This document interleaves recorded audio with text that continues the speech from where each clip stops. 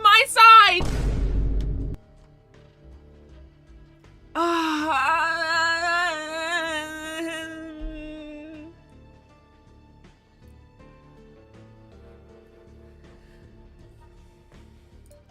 Double it and give it to the next person. Viewership. Double army, yeah, double. Get your tail out of my face. I don't have a tail. All I have is pebs to offer. It's all I have. It's all I have. They would attach. That's such a good idea. I feel underdressed. Hold on. Oh my god, I'm having a great time. This is the first stream of the week. This is the first stream of the week. Thank you for the pats. I have a question today, by the way, called, where it's, what game do you have a love-hate relationship with? We already know. And Dreamer says Sonic Spinball, which is pretty good. We already know the game I have a love-hate relationship with. I dare not even speak its name, for fear of crashing out. Tell us your secret. You know what game it is. I never shut up about it. I do, but Chad doesn't. I do not like Bayonetta 3. Say the line, Strange. I'm actually gonna put a ban on saying Bayonetta 3 in the subathon because I hate it so much. You could do, it's like every time Bayonetta 3 is mentioned, you need to do like squats or something. Oh, don't. I'm gonna. I finished the wheel yesterday of like what I need to do for the Thitathon, and oh my gosh, I feel unimaginable fear. Really quickly, by the way, hi Looney, hi Crestfall, hi Gamer Vlogger, enjoy the hot chocolate. Hi Dub, hi Lucy, my goodness. Oh my god, Lucy. Dub, enjoy the Albert Scotch whiskey. Enjoy. Bacon or yeah, sorry about that. That's fine. Also, hi Roy over on YouTube, and hi Mikey. Hey, you got Strange Drink. Let's go. Yay! Hello, people. Hello, Pebbles, people of the Peb. Say Gex. You mean subathon? I do mean subathon. Yes, I'm scared for the subathon. I don't know if you can see that on my site, by the way. What, the pan? No, the noun verb. No, I haven't seen that. I think I've seen that yet. Wait, I'm gonna show it to you real. Oh god, I'm gonna hit number. Also, Omi's lagging for me. Oh yeah, I just my internet just died for a No. R.I.P. Amia. Am I back? I think I'm back. I think I'm good. If you like lagging behind Fox, then refresh. I'm not sure why for some reason it's running at like 12,000 kilobits per second. Jesus Christ. Caesar has a question for both of us. Oh? If you ask the question, I will be able to organize it in case Army is lagging behind still. Yeah, like you just froze it into. There she goes. Oh. Did I die again? No, you had a spike there. A spike. Okay, I have an idea on how to. Oh, I think I might know what it is. What? But I can't change anything about it. They're doing work in my street, so it's possible that they hit like a cable or something, and that just like destroyed everything. They killed the cable. Interneted indeed. Okay, I think I'm good. I think we're good now. Flashback to 2016 Bayonetta from Bayonetta 2 came to Smash Bros. What was your reaction when Bayonetta came to Smash Bros? My immediate reaction was that I would like to play her. as a Ganondorf main, I was like, I need to play something different. And I was like, Bayonetta would do. Honestly, Bayonetta is pretty cool in Smash Bros, but she's not my main. My main in Smash Bros is Cloud, funnily enough. Oh, odd. I was gonna say strange, and I was like, but yeah, my main is. I don't think you're my main. Sorry, you don't Oh. feature in the game yet. I would absolutely, sweetheart, stranger, I would play with you all day if I could. Go! the silence. I already say that I look like I would be pulled in a gacha game. Like I would be like a character in a gacha. Yes, absolutely. Like I like we were playing Wuwa and I was like, yeah. Like How are you guys doing? oh, Bayo 3. Mia, oh my god. Bayo 3 outfit in Bayo 3 is goth? I think she's definitely a subsect of goth. Sorry, my fashion brain just like warmed. I don't think of her as goth, admittedly. She's Like, gothic. I don't, She's not yeah, goth. Yeah, Yeah, glam goth. Yeah, that I do. Is a good one, yeah. Yeah. Draco enjoyed the honeydew lime mocktail with mint. YouTube chat says, wow, you know Wuwa. I do know actually, Wuwa. Funnily enough, Strange actually kind of introduced me to Wuwa. Is it because I've been playing a lot of Wuwa recently? You just mentioned it. Oh. I didn't know of its existence before you mentioned it to me. I feel like I started playing it and then I had a lot of people come in and be like, "You're playing Wuwa?" And I'm like, "Yeah." And I cancelled a whole Cyberpunk stream to play Wuwa. So yeah, I'd say I have a thing. Also, have a great rest of your day, Caesar. Have breakfast. Go eat. Yeah. If you Go and have. What are you gonna have for breakfast? This is very important. what did you have for breakfast, Amia? I had a single sandwich. Oh, what? How do you not know the sandwich is dating anybody? I'm Polly. Do you think I? A single sandwich? A single sandwich as opposed to a... Also, did you tell chat about Gonster? I saw someone say what is Gonster? Did you tell them? I did. Why would you tell them? Because if I hit if I hit that goal, it'll be funny. no, I'll be scared. Oh, I lost connection. Okay, you know what?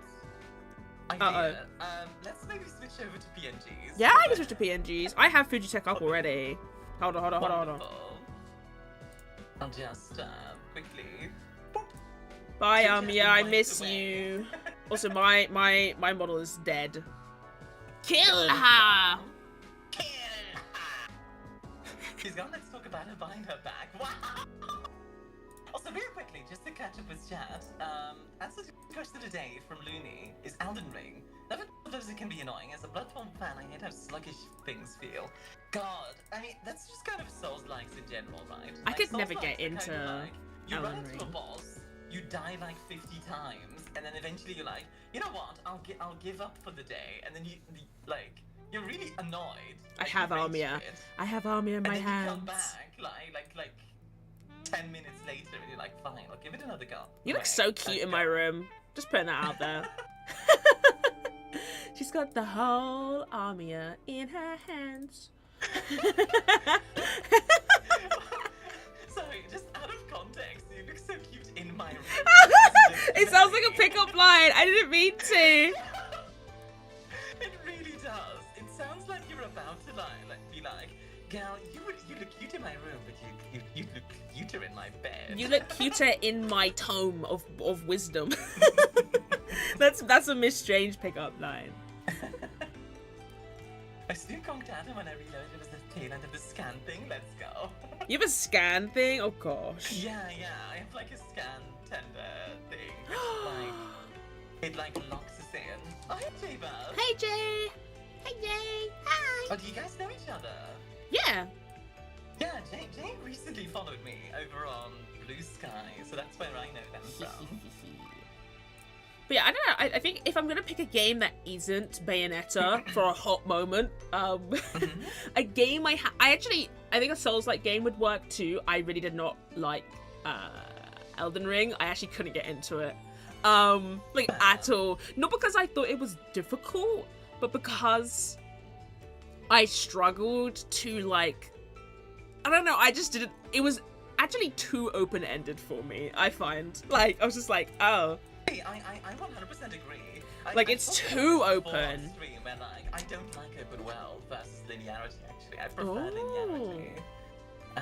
I prefer when like something's like semi-linear, like the Baldur's Gate thing, right? Where like I like that you can start anywhere in that game. Like you can go anywhere you want in that first area, if that makes sense. Yeah, I think that game does it really well. Hitman is another good example, I think, where it's like, yeah, you have this like big level and you can do whatever you want in this level. Yeah. But you have like specific goals that you want to accomplish in the end. Yeah. You know? Yeah. But like with Elden Ring, it can be this sort of like, It's here's the world. Yeah, and I'm like, okay. I had that Bayonetta 3 was intended to be semi-open, and that's why it's the way it is. Definitely not just talking about it for no reason. Also, actually, like Draco mentions MechWarrior 5 and Helldivers 2. Helldivers 2 is a very good example, I think. Yeah, because Helldivers like really ramped up in popularity, and then yeah. I don't actually know any of my friends who still play it. I do still play it. Yeah, I've seen you play it, but like in my like immediate friend group. Well, I do. I play it. I don't know any of my friends who play it. Literally sitting right here next to you. I played it. Teacher, I've played it. God, over here, just like, yes. Oh, I understand how it is, Strange. Just, you don't think of me as a friend. I do. I just don't look at every game you're playing, because every time I look at the games, it's always like, what have you been playing recently? I don't know. I like every time I see you always play like this one specific game, and I like look into it and I'm like, oh, this is like Civ level, or like that level of like the games I don't play or touch at all. It's very funny that you say that, because I feel like most of the games I played recently, like really recently, have been like pretty simple to grasp, like Arkham City. Yeah, but I only have so much room in my head and in my tomes. Like. YouTube chat says, nice to meet you, by the way. Hello! I love YouTube chat. Hello, YouTube chat!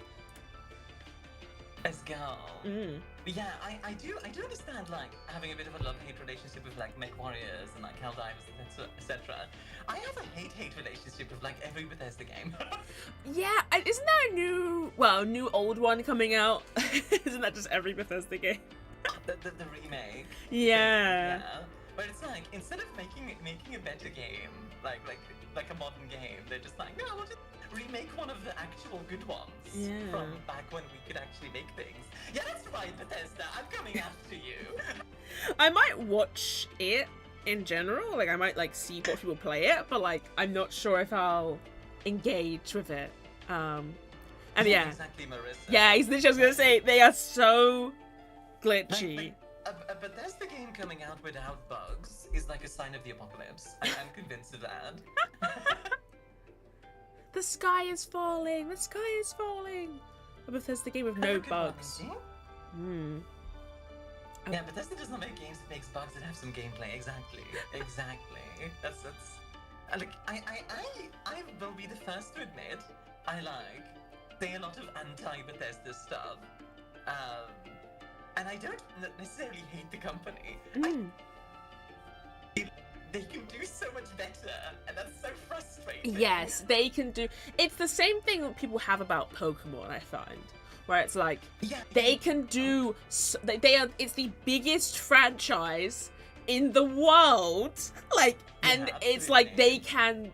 Why can't they produce a game that is on that standard, if that makes sense? Exactly. And Hi-Res is a very good example of that as well, Sexy Flexi. Sexy Flexi is a great name. I like really stim when I hear like certain people's names, and I would like never stop saying that name if you were in my chat. I know, right? Like Sexy Flexi, Sexy Flexi, Sexy Flexi. I would full name you. I only full name a couple of my chatters. You'd get the honor of the full name. It's so weird when people call me MissedStrange. They're like, MissedStrange. I'm like, what the hell? You might as well just call me my IRL name. It feels weird, right? Like, it's so weird. Like people calling me Army of Stars also. I would never call you like when I type your name out. First name, last name. Yeah, Army of Stars is your first. We've been talking about this idea of like MissedStrange is like a first. It's like a last name. Dooku, like, It's a Count moniker. is the first name. No, Count is just the... It's just a moniker. Like. Oh my god, I kind of want to see you as like Count Dooku, and then like, I don't know, I can be Anakin or something. Anakin. Ooh, don't give because then you'd have to commission Oh, God, Konu, and Lilith. Konu Yeah, would be stuck. I'll give Lilith or Konu ideas, you're right. Lilith and Konu were talking in my server we were talking about how I would love to, like, again, I have no desire to get like a full like custom new model, but we were talking about the idea of like strange but literary period, so like the gothic period of writing, sci-fi period of writing. Cool idea, yeah, that's like the concept I want to go with. Like if I ever get another model, like I'd actually have to probably roll a dice to see which one I wanted to do. And those are cool ideas. and Personally, somebody I would go for like the Lovecraftian. yeah, that was an idea as sort of, well. like, early As a 20s, enjoyer of kinda. Lovecraft's writing, That was racist, yeah, you know. like I'm his worst nightmare. So like, but Konu came up with the idea of like Manchester, hi Ricky. what is it? I can't pronounce it. I'm so sorry. I'm going to ruin it. Hung Dynasty version of like Strange. I think that's a Han cooler. Dynasty.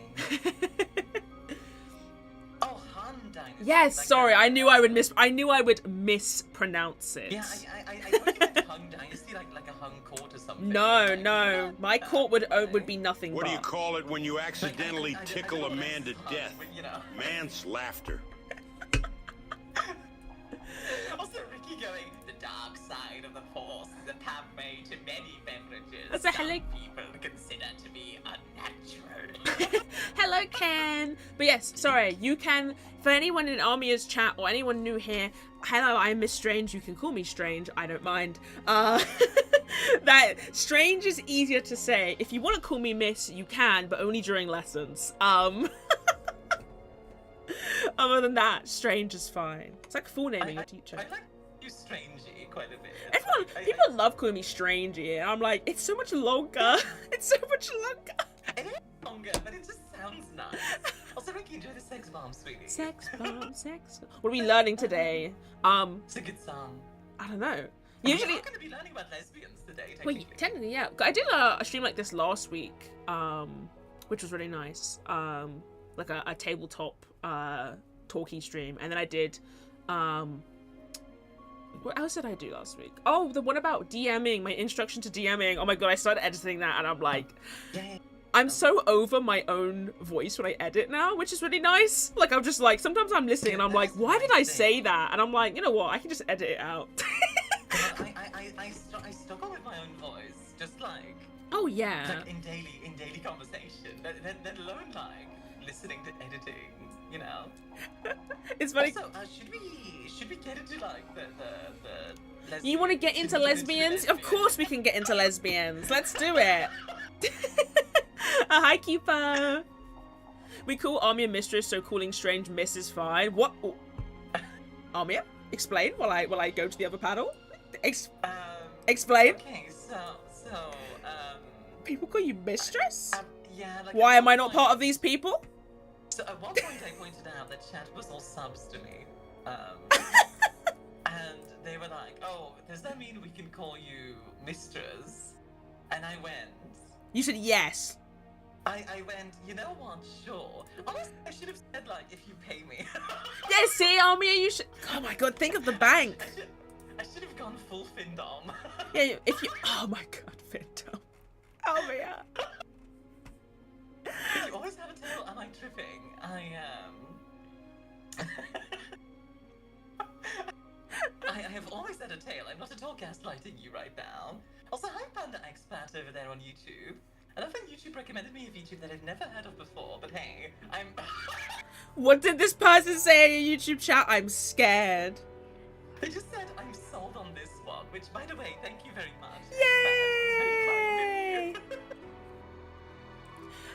Yay! Doing good. Strange today.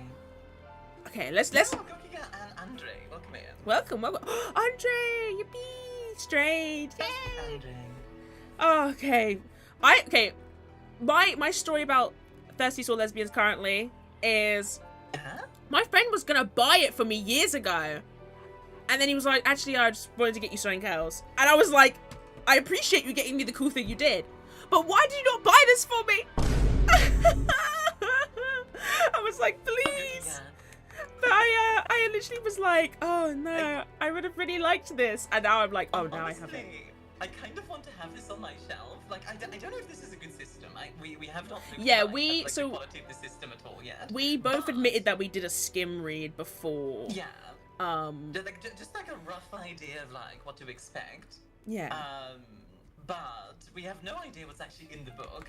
But admittedly, I kind of still want the book, even if it turns out to be really bad. Oh, Mia, I just realized, you know the having thirsty sword lesbians on, Mia, my shelf is very funny. I just realized, Yeah, what's up? you know the cover of this book?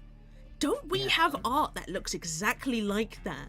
Oh, Frank, we do. We can't Oh, talk about it, but we no, do have art that looks exactly like it. I kind of want to show it. Ooh. Should we? Should I we? kind of want to. We can, because it technically, If you're okay with it, then I'm okay with it. I'm okay with it. basically. I'm okay with showing our lesbian side to chat. Anyway, 2 seconds. I am going to go to I'm gonna my... grab it real quick then. I'm going to show you what image we're talking about, chat, and then you'll understand where the lesbianism comes from. I'm on the wrong screen. Oh, because I'm zoomed in. Where did I put it? Army is tiny on my side. Hello. This is somebody's... Never mind. Never mind. Yes, go on, stranger. No, somebody, Go on. not me, but somebody. Oh, I put it somewhere, but I don't know where I put it. Oh, that's concerning. Can you throw it over to me really quickly? I don't know where I put it either. Cody's probably in chat being like, how did you lose this? Hold on. Have a lucky lesbian day. That's for true. Oh my god. Oh, Mia. You know what? This is just the scuff coming back to bite me. That's what this is. I'm gonna need to scroll through my entire manga in order to find. No, it won't be from the manga. It will be. It's before the manga. That's the thing. Like, I need to scroll through my entire manga. Why don't you just hold on? Hold on. Engaging Strangey Hacker mode from user. Oh, Mia. Okay, well, I found this. Has image. Which isn't quite what I was going for, but sure. Oh, the Tatsuya boob Hacker one. maybe. I don't mind showing the sketch one. Oh yeah, let's show the sketch one. That's a good idea. Where's the sketch? Because you started sending this to me. I'm gonna show the one where I'm colored in, and the rest will be Right, yeah. because that's like that because the other one is like the colored, like the oh no. Like the fully one. Oh no, I have one. Hold on, I have it. I have it. Here I you have go. it. I have the power. By the power of gay skull. That is one of the few things, by the way, I saw in Thirsty Sword Lesbians. They made a setting Yes. where they have not the castle of Grayskull, they have the castle of Gay Skull. But like the which art that I we have to admit, that is pretty big. that's so gay. I would hope so. But It's peak gay. This could be on Thirsty Sword Lesbians. What, the front page? what us? Yeah, we absolutely could be. It looks like the front cover like so much. Like I was just like that when I was looking at it, I was like, it really does. Like, look, Like, chat. if you compare the two, it's actually kind of uncanny. It's us. We were the Thirsty Sword Lesbians all along. Bam, bam, bam. As well as lesbian girly pop, I also want to support queer VTuber. Yeah! Yeah! I can say that. And, you know, technically speaking, I'm not even a lesbian. I'm pan. But, pan or bi or whatever. I don't really but, like. I don't know. If you're hot, you're hot. That's pretty much it. exactly. But also, like, I'm very much on like the. That's what being pan is, though. Like, you're hot. Ow. Date me.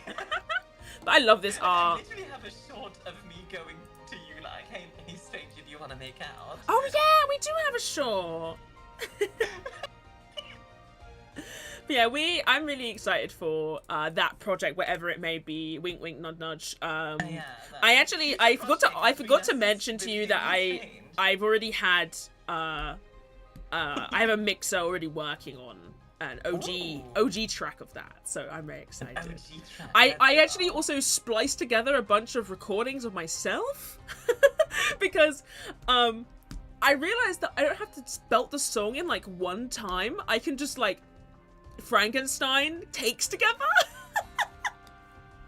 So I've been Frankensteining my tapes together. And I hit a note that I didn't think I was able to, and I was like, yippee! Like, it's so good. Also, Ricky, thank you for the 6 months, sweetie. Thank you. 6 whole months? Also, yes, lesbians! We're reading Thirsty Sword Lesbians, because we are lesbians. What, Armia? Somebody in YouTube chat just called us a saggy, tranny, furry communist, and I just... Which one am I? I don't know, I think...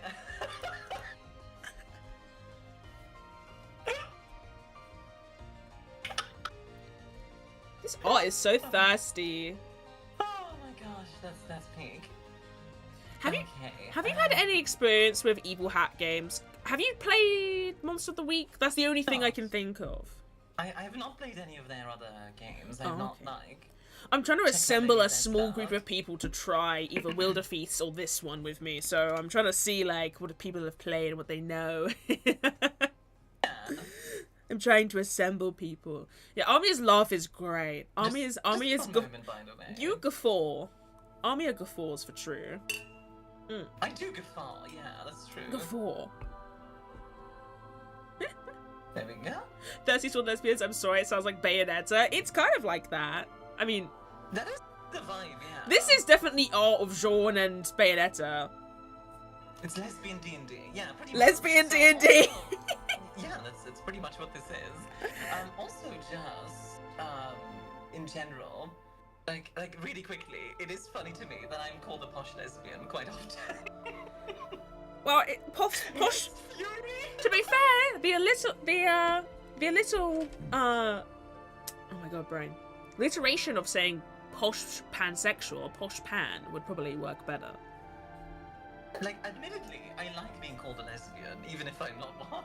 It just sounds nice, I guess. I'm in lesbians with you. Hi, Soda. Hi, Soda. Soda asks how you doing. I'm having a very gay time thus far. Let's go. This is the boring stuff where it's like also hello Zaga, hello, I love all my friends. Yeah, all of the friends together. I'm sorry, did you say it was boring here? I see how. Not boring here, just like the beginning where it's like this is the content creation. Like, I don't know, America. I see. Soda, enjoy the vodka cranberry. Shall we kind of give a bit of an idea of what we want to talk about today? Yes, because we obviously the contents of the book, etc. we both agreed that we wouldn't go over completely everything because there is so there is so much stuff here. Pages. 200 pages, and even though I am MissedStrange, I love to do a misread. I am not reading all that. Yeah. Admittedly, also, let's be honest, nobody has ever read the full D&D book. Yes, that's literally why I'm offering a whole reading of the D&D book for people. 200 pages of lesbian legs. Lesbian legs. To be fair, most of these pages, because this book encompasses both the player's side and the DM side as well, so it's a pretty small system, and the majority of this is settings and adventures, sort of the stuff that you'd have in supplemental D&D 5e books. I love when I switch from being really brain rotted to this. It happens. I don't think I'm brain rotted, but sometimes I'm I catch myself and I'm like, oh god, I'm a bit silly. Anyway, goofy. It's okay. To goofy. Be a bit goofy. I'm a little bit of a nerd. I think. Goofy goober. But this is powered by the Apocalypse system, which is or Evil Productions, which they did Monster of the Week, which is a pretty it got boosted in popularity because of Taz and Amnesty, if you guys are aware of that. But we are going to go over mainly the playbooks, the basics, and like how the game plays, so that we can figure out how we would play it. Because I think even with the last stream I did of this, I want to know how I can play the game, and I like to figure out how I can play the game. I don't really care about the settings too much. Like, sorry, super quickly, Mastiff. First of all, thank you for the sub, Yay! and also thank you for starting a hype train. Hype train! Hype train! She went from haha says being Lex to so the system is kind of like GURPS. Yeah, I think I catch myself sometimes where the unofficial Utena RPG. Yeah, kinda. I love Utena. Bailiff says that this is supposed to be a great game. I played Girls by Moonlight instead. I don't know. Wait, Girls by Moonlight? Girls by Moonlight. I've never checked out Utena, by the way. It's one of those things where like What? I've been wanting to, and it's one of those things where every time. Oh yeah. Every time I Oh mention yeah. it, hold on.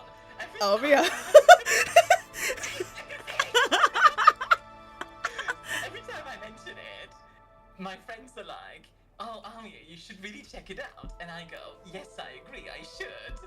And I never do. Amia, I'm going to lock you into a small room and make you watch Utena with me. Make you what? You broke up. Oh! Yeah, the last thing I heard was, "I'm going to lock you in a small room."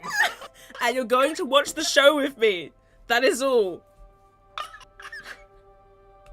Yes, the musical was so good, Evidence. Sorry, now that you've brought up Utena. But yeah, this is kind of, I mean, yeah, this is the unofficial Utena RPG, basically. Yeah, I getcha. Also, so the game that was mentioned really quickly is Girl by Moonlight. Yeah. That is also by the same company, apparently. It's also Evil Hat Productions. But it's like Magical Girl, from what I can understand. ooh. So it's kind of similar, I think. Oh, it's Blades in the Dark, but Magical Girl. Oh, we were going to look at... That actually sounds amazing. I need to look at Blades in the Dark. It might be, not next week, but the week after thing, where, like, I might just go through, like, 2 RPGs and just figure out how to play them. I adore Blades in the Dark. Because we were going to look at that or Burning Wheel, initially. Burning Wheel is also but then I was like, incredible. Thirsty Sword Lesbians. Also, thank you, MR, 12K. Mr. 12. MR 12. I'm sorry. I will always frick it up. I will always frick it up at some point. That's okay. You guys should follow Strange so she can mispronounce your name. They get call me mispronounced for nothing.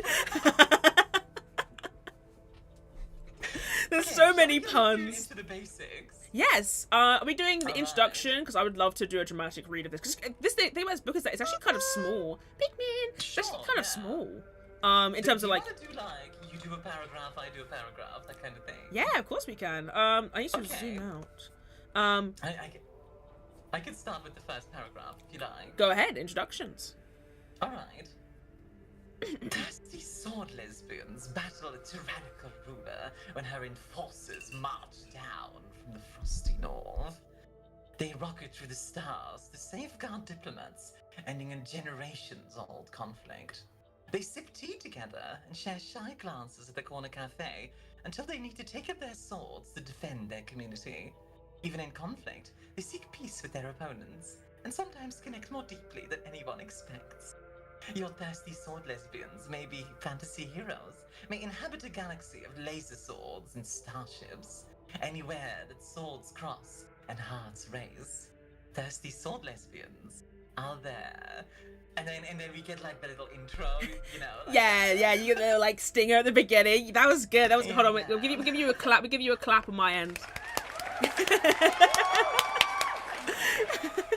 I love my soundboard. I need to be able to connect my soundboard to my Discord so that you can actually hear when I play the sounds. I need to do the same thing. Soundboards are so fun. As somebody who just likes to press all the buttons all the time, I have to actually stop myself from pressing buttons all the time when I put my stream. It's so difficult. Thank you so much for the follow as well, Evident. I appreciate it. Sexy asked, by the way, if we've watched She-Ra and the Princess of Power. That is very much this. Because I think this is very. I didn't really the new She-Ra. I never really watched it, and then I watched it, and I was like, oh, this is kind of like the system my friend was gonna snag for me. Also, you can see my mouse. Is so good. Oh my god. I'm gonna do. I can do Love, Swords and Adventure and a positive community because this is long enough. Love, Swords and Adventure. A sword duel can end in kissing. A witch can gain her power by helping others find love, and an entire campaign can be built around wandering matchmakers flying from planet to planet. A positive community. Whether it's an entire planet, a knightly order, or just the coven to which the protagonists belong, they are part of a community that embodies important ideals worth fighting for, even as you strive to make it better. Misogyny, transphobia, racism, and other forms of bigotry are not the norm here, though they may be the norm elsewhere if the players wish to confront these issues. Cool. Basically, they're like, hey, these exist, but we haven't got to touch them. That's good.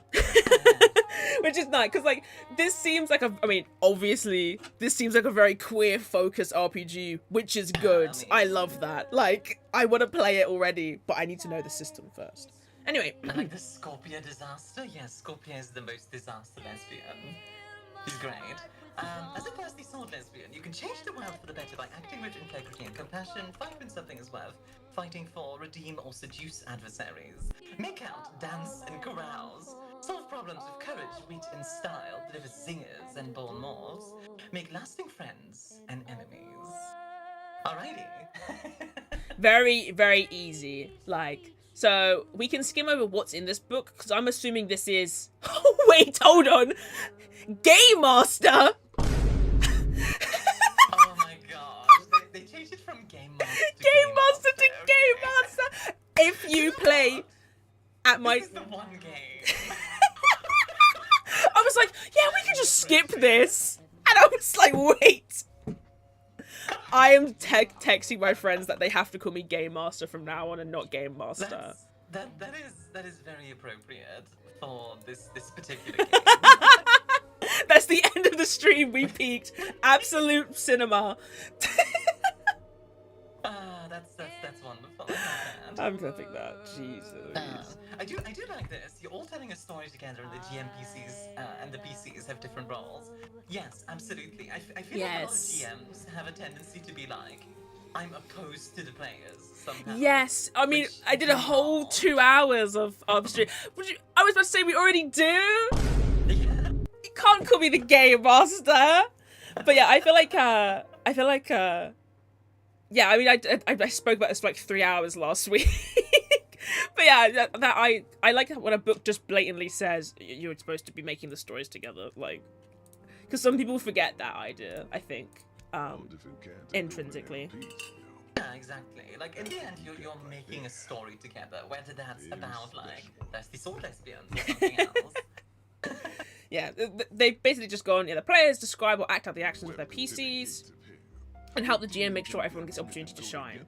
The rules in this book are here to prompt your creativity, and share the spotlight among the players and provide unexpected twists. I feel like most of this... So you know the bit where it's like the player's agenda? I feel like this is most character stuff, in terms of... Let's see. Because it just says, like, it's basically just being like, how do you play, and then... Yeah. Because we can just skip to flirts and zingers. This is just general... It's kind of just general, general advice. Like rule 0. Call her the Game Master, even if she's a player. Oh no! In the middle of like a battle for the kingdom, and you're like, Game Master! Game Master, can I do this? And I'm like... Maybe the real Game Master was the friends we made along the way. Exactly. You mastered the gaze, indeed. Yeah, flirts and zingers is kind of where, like, the actual system starts, it looks like. I think this is also a very good line here. Like, you do not have to be witty or good at flirting in real life to play a character with those skills. That's true for, like, a lot of RPGs, right? Where, I know a few people who are very, like, socially awkward, but love playing social characters. Yes. Yeah. Yeah. So, yeah, like, absolutely. I think that's sort of... I think that's one of the strengths of RPGs in general, right? Yeah, because, like, I don't mind when people are like, you need to act out this thing in, like, immense detail. And I'm like, well, not everyone, like, like they can tell you how they do things. They can't show you how they do things. I think every player has like a different thing of that. Like, not everyone is a writer. as long as they can justify it in some statistical, mechanical way, then like, or like a backstory way, then I'm like, yeah, it's fine. Like, Exactly. I'm good at flirting if I like you, but otherwise couldn't care less. I don't think I've ever actually flirted with anyone like properly. Maybe Armia, but like, Yeah, we flirt all the time. but like, I don't think I actually talk to people like people like that. Guys, I'm not a real person. Strangely first tells me I'm not her friend, and now I'm not even a real person. I see how it is. Not every character in Thirsty Sword Lesbians is good with words. Me, for example. Shy and awkward sword lesbians find love too. Aww. That's the button I need to add. I need to add an or button. Hold on, I've got to write this down before I forget. I need to add an or button. Aww. I do like that like one of the first pages is just flirting ideas. Like that's page 9. Hold on. I need this for real life too. Show interest in their sword. That is flirting. Some of these are good ideas. If you show interest in my weaponry, yeah. I might be interested in you. Oh, this one is peak. Discover there's only one bed. I don't like how there's only one bed is in capitals like it's a mechanic. Is that a mechanic? I kind of hope it is. That would be amazing. These are so cute. Do crimes together. I showed you my sword, please respond. Do crimes together is very true. Dance and invite them to join you is like an actual scene in She-Ra where like you have Katra and like Adora. Yeah. Like dancing. It's so cute. Stay up all night talking about your traumas. Yeah, that will do it. That will do it. Yeah, that's true. Pretend to be married to each other as part of a cover story is such a... That is like I love stuff like that in media where they're like, oh, this is my husband, and I'm like, oh my god, I love that so much. I don't know why it's such a lovely trope. It seems this game will be very It's an old trope as well. Yeah, it is, but I feel like this game's gonna be like very tropey, but in a good way, if that makes sense. Where it's Yeah, like it's like- supposed to be kind of like I feel like at its worst, it probably falls into cliche, and like at its best, it's gonna be like fun tropey. You know? yeah, well, like you're not taking it too seriously. Exactly. Yeah. Um, That's kind of what they mentioned as well. Like, this isn't a game about like, oh, think of every detail, etc. Just like do it, just have fun with it. Yeah. And like kind of go into it. Safety. Just make your arguments. I mean, if you want to, I suppose.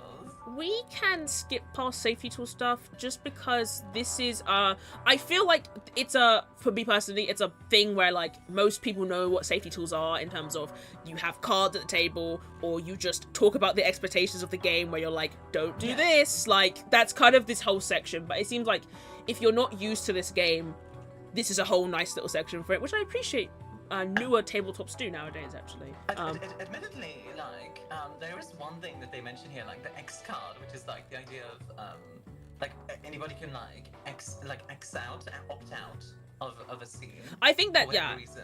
yeah, I think like I think that's understandable, but I do think that's also something that you need to like balance well. yes, because like you can't like it's a thing of like there are certain games where like stuff that makes you uncomfy is gonna show up, but as long as you're just like communicating with your friends about it, it's more 9 times out of 10 more fun. Yeah, like, exactly. Like, yeah, it's okay. By the way, Fox, like Strange is coming through well, by the way, right? Like on my end, it looks fine, but just to make sure. I have you turned up on my end, so Yeah, like you should be fine, but. Oh, it's good to know. Yeah. I have my mic closer to my face today, so you get to hear me in normal Strange HD. I do like, by the way, like, what game do you have a love-hate relationship with? League? Yeah, fair enough. League of Just Legends! in game box, if a friend makes you uncomfortable speaking. Yeah, exactly. So This true. is more a general thing. And that's not just a general thing, and also just like, if a scene is happening and it makes you uncomfortable, like depending on how uncomfortable we're talking, obviously, I think there is like a certain limit where you can say like, okay, we are doing something that I find uncomfortable, but I can like learn from or like experience, you know? Yeah, exactly. You're with friends in the end, so like that's a good thing. Yeah, and if you Also, don't, hi, Igor. yeah. Hello, Igor. So Another. what were you gonna say? No, it's such.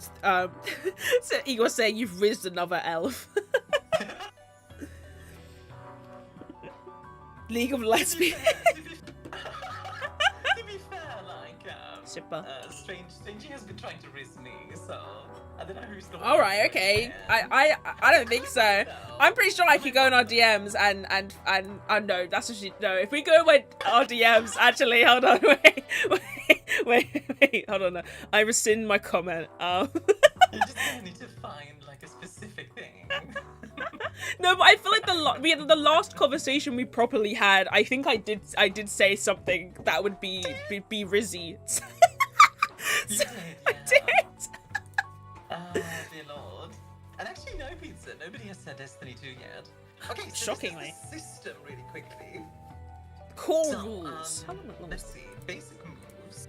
So you roll two-sided dice, two six-sided dice, and Okay, add them up. it's a D6 system. Most So of them. yeah, between 2 and 12, and you add a stat like daring or grace. So plus daring plus grace. Okay. Yeah. So if you roll 10 or more, you just that's basically a crit, from what I understand. Yes. So most Like, of you them, just make it. most of them have a system where it's like for a Powered by Apocalypse, where it's just like you crit if you roll this much, and then Yeah. everything else. Yeah. And then 7 to 9, like you get it, but there's some like complication. So Yes. like I'm trying to hit the bad guy. Okay, you hit them, but they hit you back. Like, Yes. Yeah. Like just to, yeah. like, Yes and. very- It's usually it's yes and Yeah, like. exactly. What are we playing tonight, chat? We are playing Thirsty Sword Lesbians. Well, actually, I'm gonna be playing a different game. Yes. In a Afterwards. bit. I'm gonna be playing Steel Seed. Ooh. Because that came out today. But that's for after this. That's for after Strangey has disappeared. After I've serenaded you with lesbians. Thirsty Sword No, not sore lesbians. You're gonna play Strangey. And then downbeat. Yeah, it's like that you get a complication or something. Yeah, so you can scored- still, yeah. like, Yeah, you you can achieve still, what like, you do. succeed the task. It's just there's also an issue. Which the thing is, like, when you're so used to playing games where it's like, no, you can't do the thing at all. It's like, Yeah. in terms of, oh, you roll a bad check, so you can't do it. It's different playing a system where, like, you always do the thing, but with a complication. I think after I ran a couple of Monster Week sessions, I kind of liked that I could play this afterwards, because it was like, or like play D&D afterwards, because I was like, I kind of adopted the whole yes and or no and other stuff. Oh no, I hit 970. I mean, yay! That's 10 follows in one day already. Let's go. No, because if I have to drink Godster. I don't want to drink Godster. Yeah, so guys, if you haven't followed Strangey yet, follow her now. That way we can get another 30 followers for her, and she can go and drink. She can some drink Godster. Godster. Wow, I'm Yeah. so excited. I promised I would do some sort of evil punishment, so I guess I'm committing to the bit now. I do like as well, on a downbeat, the PC also marks experience, so you get XP for failing. Oh. This kind of goes back into like what we said before with take risks, like don't think too much about it, just do it, you know? Oh yeah, so, another thirsty followers. I have enough thirsty followers, okay? I don't need any. Also, ow. Hi Malias Draconia, how are you doing, hon? More thirsty followers. But yeah, this kind of goes back into like the whole risk-reward kind of deal. Yeah, because Which I do kind of like. when I looked at Wilder Feast, completely different powered system, they had a thing where it was like, the way they're rolling was odd for me, to say the least, but interesting. But it's like, if you you could use two pools of dice. You could use like a bigger pool of dice that had a higher chance of you succeeding, but if you fail, your whole party loses like 1 stat basically. In terms of like you have a party stat essentially, and if you lose that, you lose 1 stat. Like I like systems where it's like if you fail, it can be as exciting as succeeding. So it's gambling. Well, I'm rolling dice. It's rolling dice. Let's go. Don't tell. Just like play D&D. Hello, Malice. Hello, Dad? Fate. Wait, how did you pronounce the name? Malice Draconia? Malleus? Malleus Draconis. Ooh, Malleus Draconia. Hello. Sorry, I wanted to get it right. So thank you so much, Fadigen, for the follow as well. Oh gosh, Fadgen. Also a cool name. Fadigen. Fadgen. Oh, Dad. that's sick. Yeah, playing D&D is just, you know, if you have a goblin tendencies, like, then having dice is, I admit, there's a lot of, like, newer systems that, like, step away from the war game roots that D&D has. yes, yeah. Thank you for the head pat for that. And I think that's a good thing, because fundamentally, role-playing is kind of an improv, Yeah, they definitely leaned more thing. towards improv yeah. as time went But on. like, and it's not a bad thing to have like really mechanical combat or anything, right? Because like a good example of like a mechanical combat system is Lancer, and Lancer is great. But it's more of a it's more about like mechs, etc. Different vibes. D&D is just a much more healthy gambling addiction. Oh, sorry, I'm getting a message from Fair like, give me 2 enough. seconds. I'm That's trying okay, to like word it. You can keep I'm gonna skip conditions, by the way, because I think conditions are just like something for the mechanics. Did we look at themselves. stats?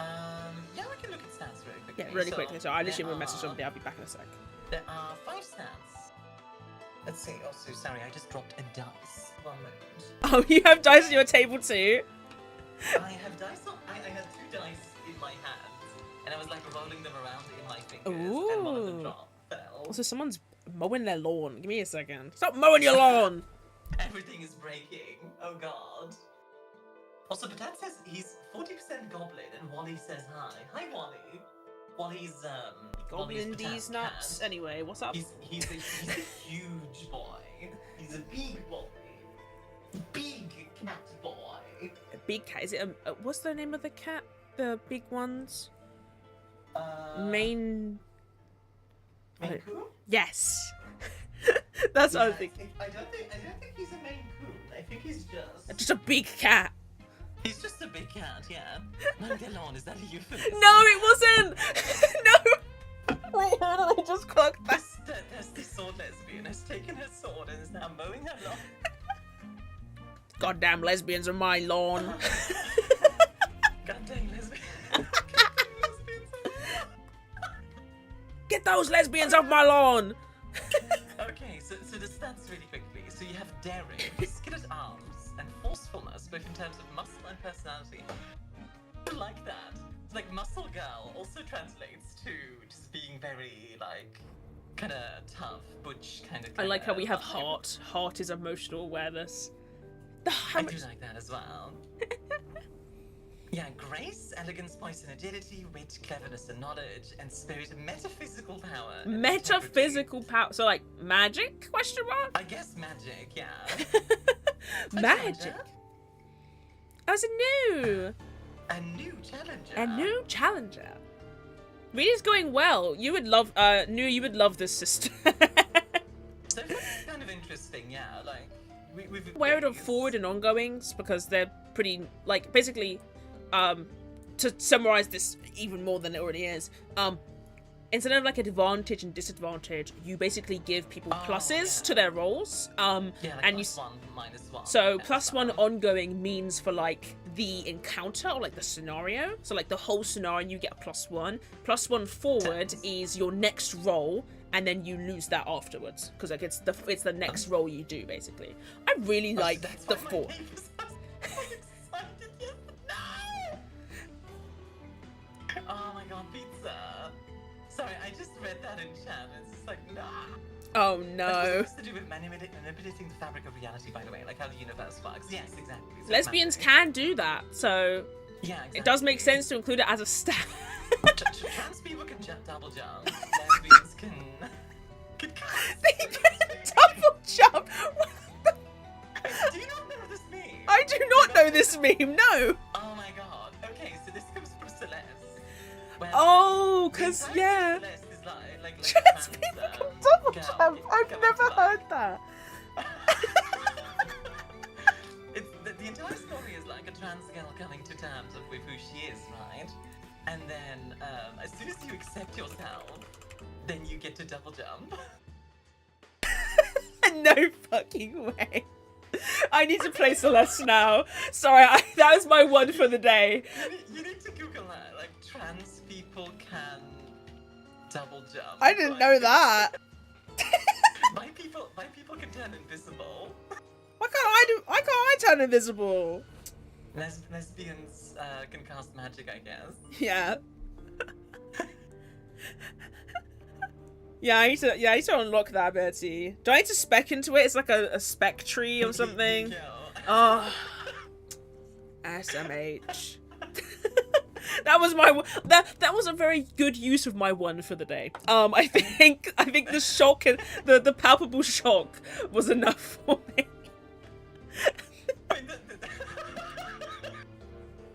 Have I not been spending my talent points?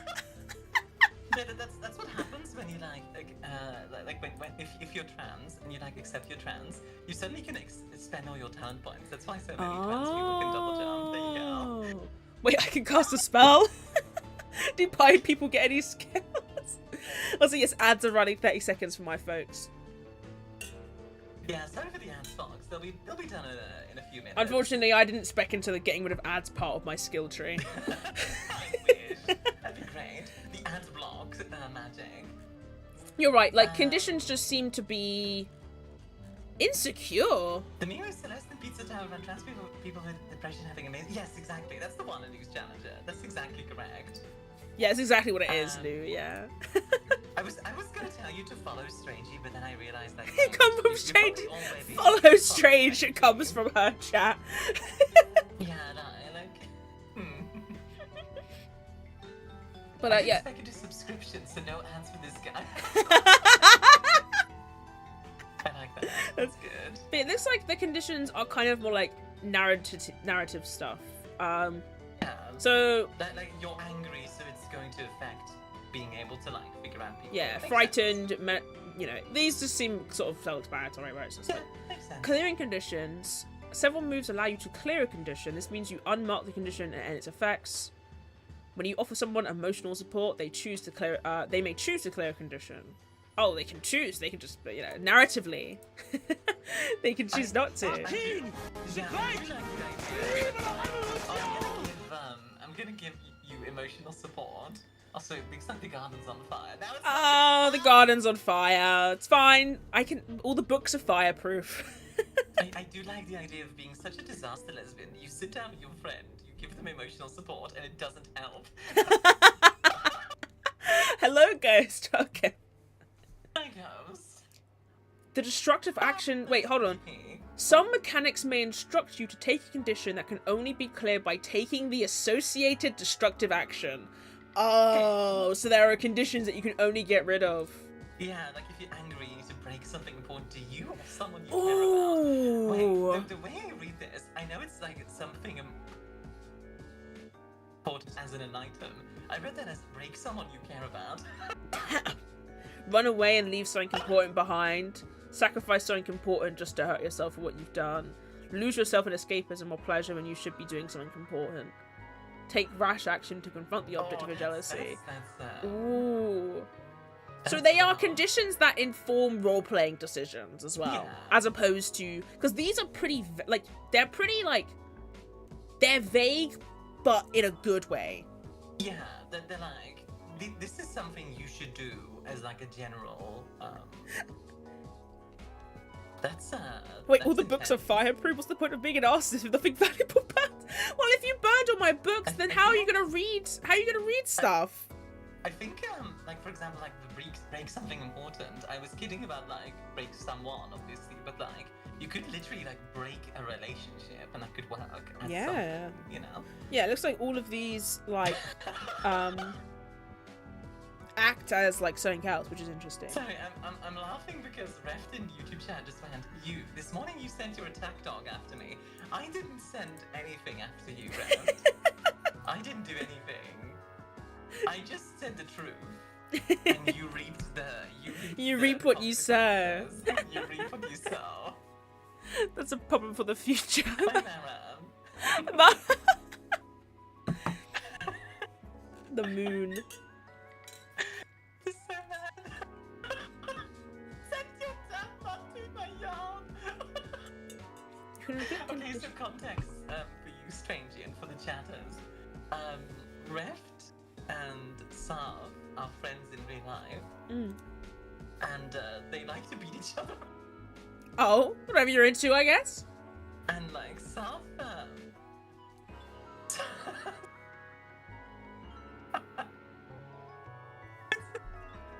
Sav is just very like the chat is just, oh my god, the house. You sent your damn butt to my yard, the house I pay bills for, my house. Oh, sorry, okay, anyway, I can't blame. You sent your attack midgets to abuse me! Where? Oh my god, we need to focus. I need to, I need to focus on the thing, but I'm sorry, attack midget is just really funny. I mean, I'm going to attack you. In real life. In what way? I don't know, whatever you're into. Uh-oh. Anyway. So anyways, strings. Strings are Oh, you skipped a strings! for another person. Go on then, strings. Yeah, You can... I figured strings would be good. That's fine. Yeah, most of this is just like condition stuff, so we don't need to focus on that too much. Yeah. Like, actually very fitting strings, considering, like, what you just were saying. So when you get a string on someone, make a note of it. You might find it helpful to use color tokens or different types of coins. Okay. Coins! So, like, yeah. And you can influence people with that string. Oh! Which sounds familiar. I think Blades in the Dark does something similar. Where, like, you can kind of... Like, in Blades in the Dark, I think it's called, like, Advantage or something. Where it's, like, blackmail you have on people or stuff like that. In this case, it's more of a, like, emotional... kind of heartstring kind of deal. At the end of each session, record the strings by writing them down or taking a photo of the tokens. Yeah.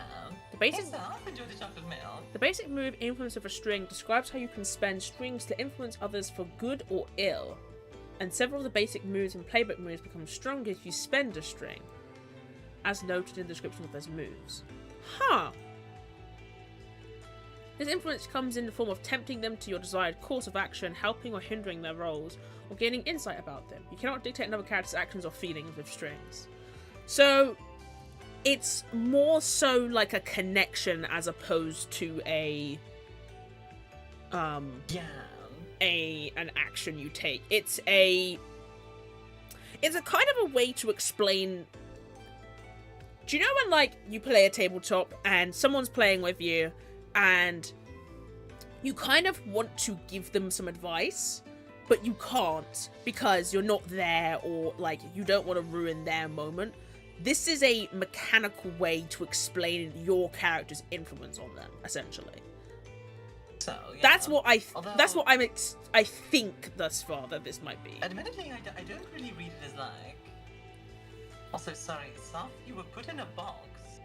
What? Did I do good? I'll take it as a yeah. You put me in a box. Are you okay? Get out of the box! Yeah, get out of the box. Was that Claire? Tabletop, we call this the DM or GM. I mean, Claire. The Game this Master. one, this is literally, like, this game literally has you call them the Game Master. Like Strange said.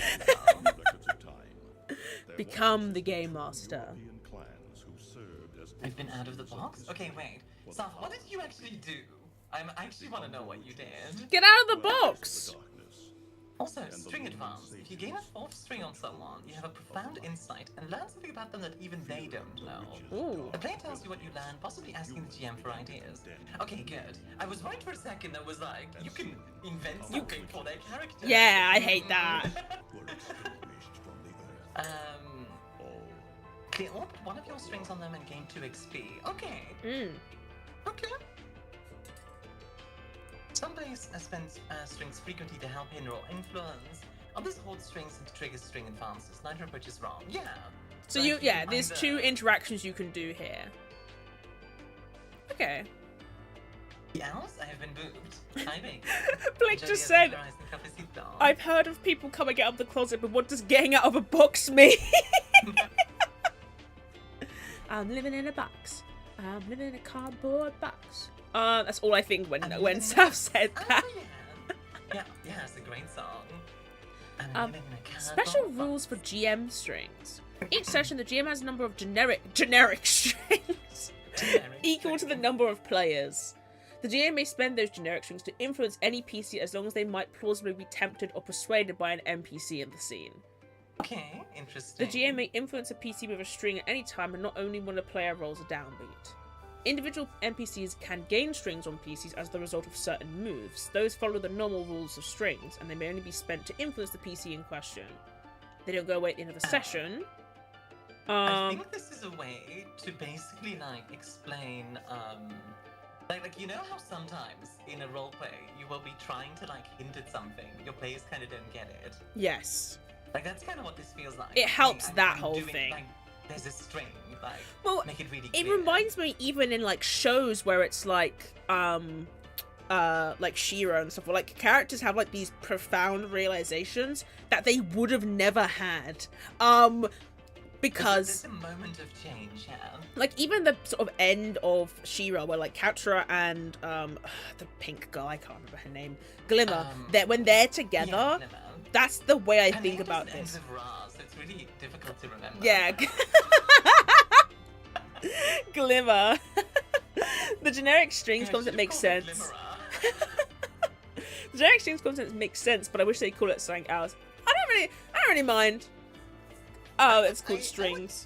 Personally, I'd call it, like, influence. Only because it's called, like, it's supposed to be, like, playing on the whole idea of, like, heartstrings. That's the only reason why it makes sense to me. Strum the heartstrings and all that, which is fine. Oh, this is... okay, experience and advancement. Let's take a quick look at, like, experience, just how that works. Yes, because we know we can gain XP, but how? So, you get XP if you roll a 6 or lower, or when a move tells you to mark XP. Okay. Hi, Emmy Rose. How you doing, sweetie? Hi! Some moves instruct the PC to mark XP whenever a trigger condition is met. Makes sense. Because you can only gain that XP the first time in each scene that they fulfill the trigger condition, not every time. Also makes sense. Yes. I imagine there's some moves that you can repeat pretty often. Yeah, even in Monster of the Week, this is a rule where it's like, you can't gain XP like multiple times, like for the same thing, unless you do the same condition. Just Emmy is fine? Absolutely. Just Emmy it is. I do mean, I'll just say Emmy. Emmy. I'm not gonna call you just Emmy, don't worry. Just Emmy. Yeah, literally. Let's be honest, no DM tracks experience, you level up every blue moon. This is true in a lot of games. This is true in a lot of games, but not as a generalization, I don't think. Honestly, like... Depends on what type of table you are, I think. Like, work really well when you do track experience, because it... Like we mentioned with, like, the strings, right? If you hold the strings really long, you get more XP, so you get, like, rewarded for that. Meanwhile, if you spend the strings in the moment, you get rewarded. So it's a sort of short-term versus long-term thing, which I think is really that is an interesting way of looking at it. Burning Wheel does something similar, where every time you complete a goal, you get like a form of experience. That game has, like, different forms of experience. I'm not going to get too far into it. That sounds fun. Like, yeah. Sorry? That sounds fun. The whole forms of experience. It's really fun. And like, Blades in the Dark does it with clocks, if I remember correctly, where, like, you need to fill a clock by doing certain things. Also, yeah. To the Banana Lassie Like, if you've ever played Citizen Sleeper, you know that clock system in that game? Yes. Exactly the same. Oh, like, okay. 1-to-1. Okay. So, XP. If you're playing a single session, you can earn an advance every 3 XP instead of every 5. Okay, that's Yeah. just, Makes it like easier if you're playing a balancing. single session, yeah. And then advances. Let's see. So whenever you fill your XP track, you get an advance, and then you need to pick one of the first 5 from the top 6 for the first 5 advances. Huh? Hold on. So the top 6, so like 1, 2, 3, 4, yeah, down to like add 1 to a stat. Yeah, so this is pretty typical for every powered game where you will have to just go in order of what you get. And the playbook things, basically every sort of playbook is a class for D&D context. And it kind of encourages you to multi-class. Like you get like a basically a set of moves, and then you get to add moves from other playbooks as you go along. So like if you think another player has something more interesting to you, then you can gain something else from their playbook. Exactly. But yeah, it sounds just like this is pretty normal for advances. And then there's this whole section which is called switching playbooks, which is, I'm telling you, I've got Monster of the Week out right now. This is pretty much the exact same thing. But yeah, you can switch classes in most games because the classes, in big quotation marks, are all distinct in a trope. Finally, multiclassing is more valid. Yeah, Powered by Apocalypse has a lot more emphasis on changing your character fundamentally, which is nice. So, the example this book uses is, maybe the spooky witch feels secure about her social connections to her monster friends, but struggles with her own self-expression, versus fitting in and becomes a beast. So, you can change your playbook based on the story as well. Obviously, you have to convince people stuff. Like, you might start out as a trickster, and then you become a scoundrel. Because some playbooks seem like extensions of another playbook. Like, for Monster of the Week, there is one that's called like the Special Agent, and there's one that's called like the Professional. And they sound pretty similar, but they are different. But I could see a player becoming one to the other. Yeah, like you could become a professional and then become a special agent, for example. To answer Emmy really quickly, as for what we are looking at Thirsty Sword Lesbians. Yeah. Which is a system that I've been wanting to take a look at. Also, care package, take care of yourself. What? Saf has the account really quickly of what happened, and I'm very curious. Tell the world, Saf. Saf says, I go to Ref's house and say, oi, make your account. He goes, nah. Hunt authorized. I get to move in. He turns to close the door. Lunge. Now I got him on the floor. He's discombobulated. Discombobulated. Good. I start poking. This lasts until he gets away. I chase. I jump again. He jukes. I land a heart near a box. He rolls me in, runs away. I was stuck for a good 5 minutes. Why? Why? Yeah, why? Generally, why? Thirsty Sword Lesbian, why are we being called out like this? The thing is, Reft already got like 2 parties out of me, so like I feel like it's fine for him to be poked a bunch. He told me to. I didn't tell you to like beat him up, but like fair enough. I still appreciate the dedication, so. Yeah, and basically the whole thing about the advances and strings and like playbooks is that you can switch whenever you'd like. You take your level ups as usual, etc. But you will lose things. So like if you have a familiar, you might lose that familiar. Unless you keep that move, because there's like a certain moves that you can get. And then living happily ever after. Basically, if you choose that, you retire that character as a playable character, and they can become an NPC, or they are not central to the narrative anymore.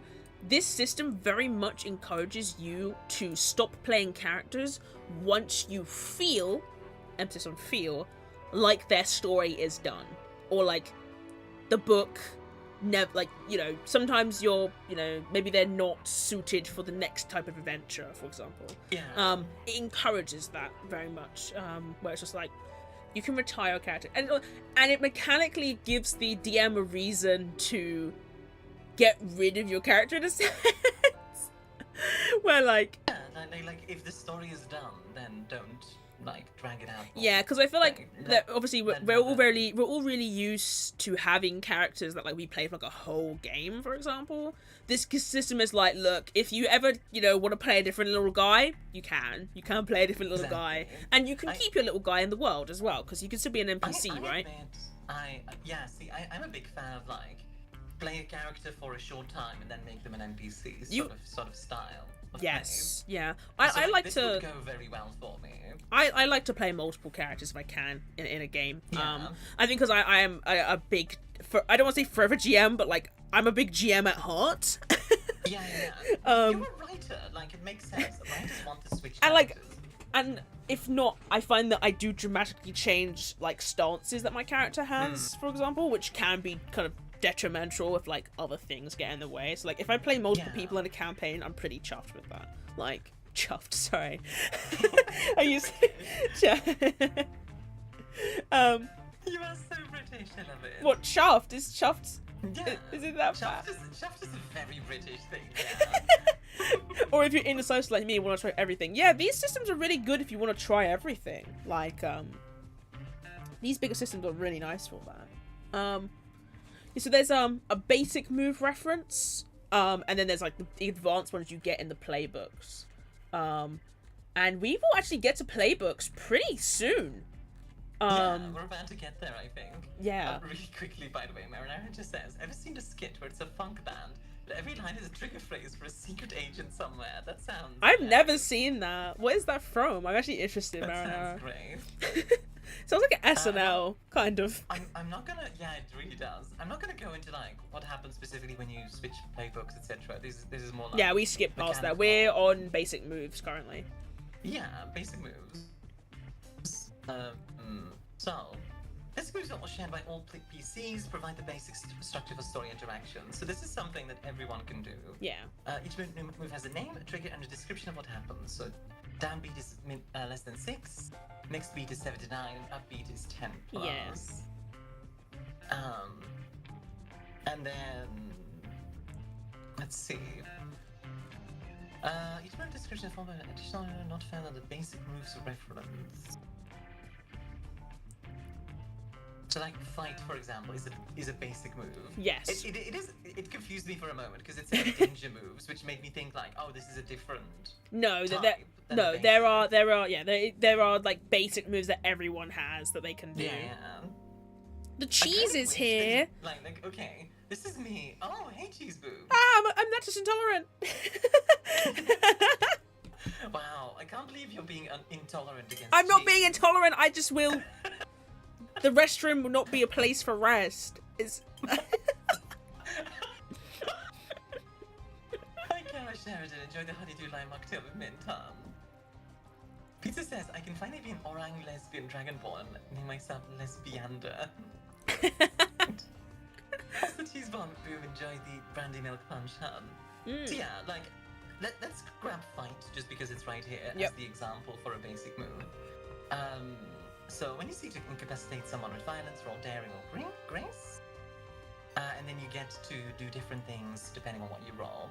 So like, let's say you roll a 7 to 9, and you can pick 2 of the following things. Oh, and so the opponent picks 1, which is interesting. For sure. in response. Interesting. Yeah, so like, let's say you can inflict a condition on them, meaning they like become angry, for example, so they have minors. Oh.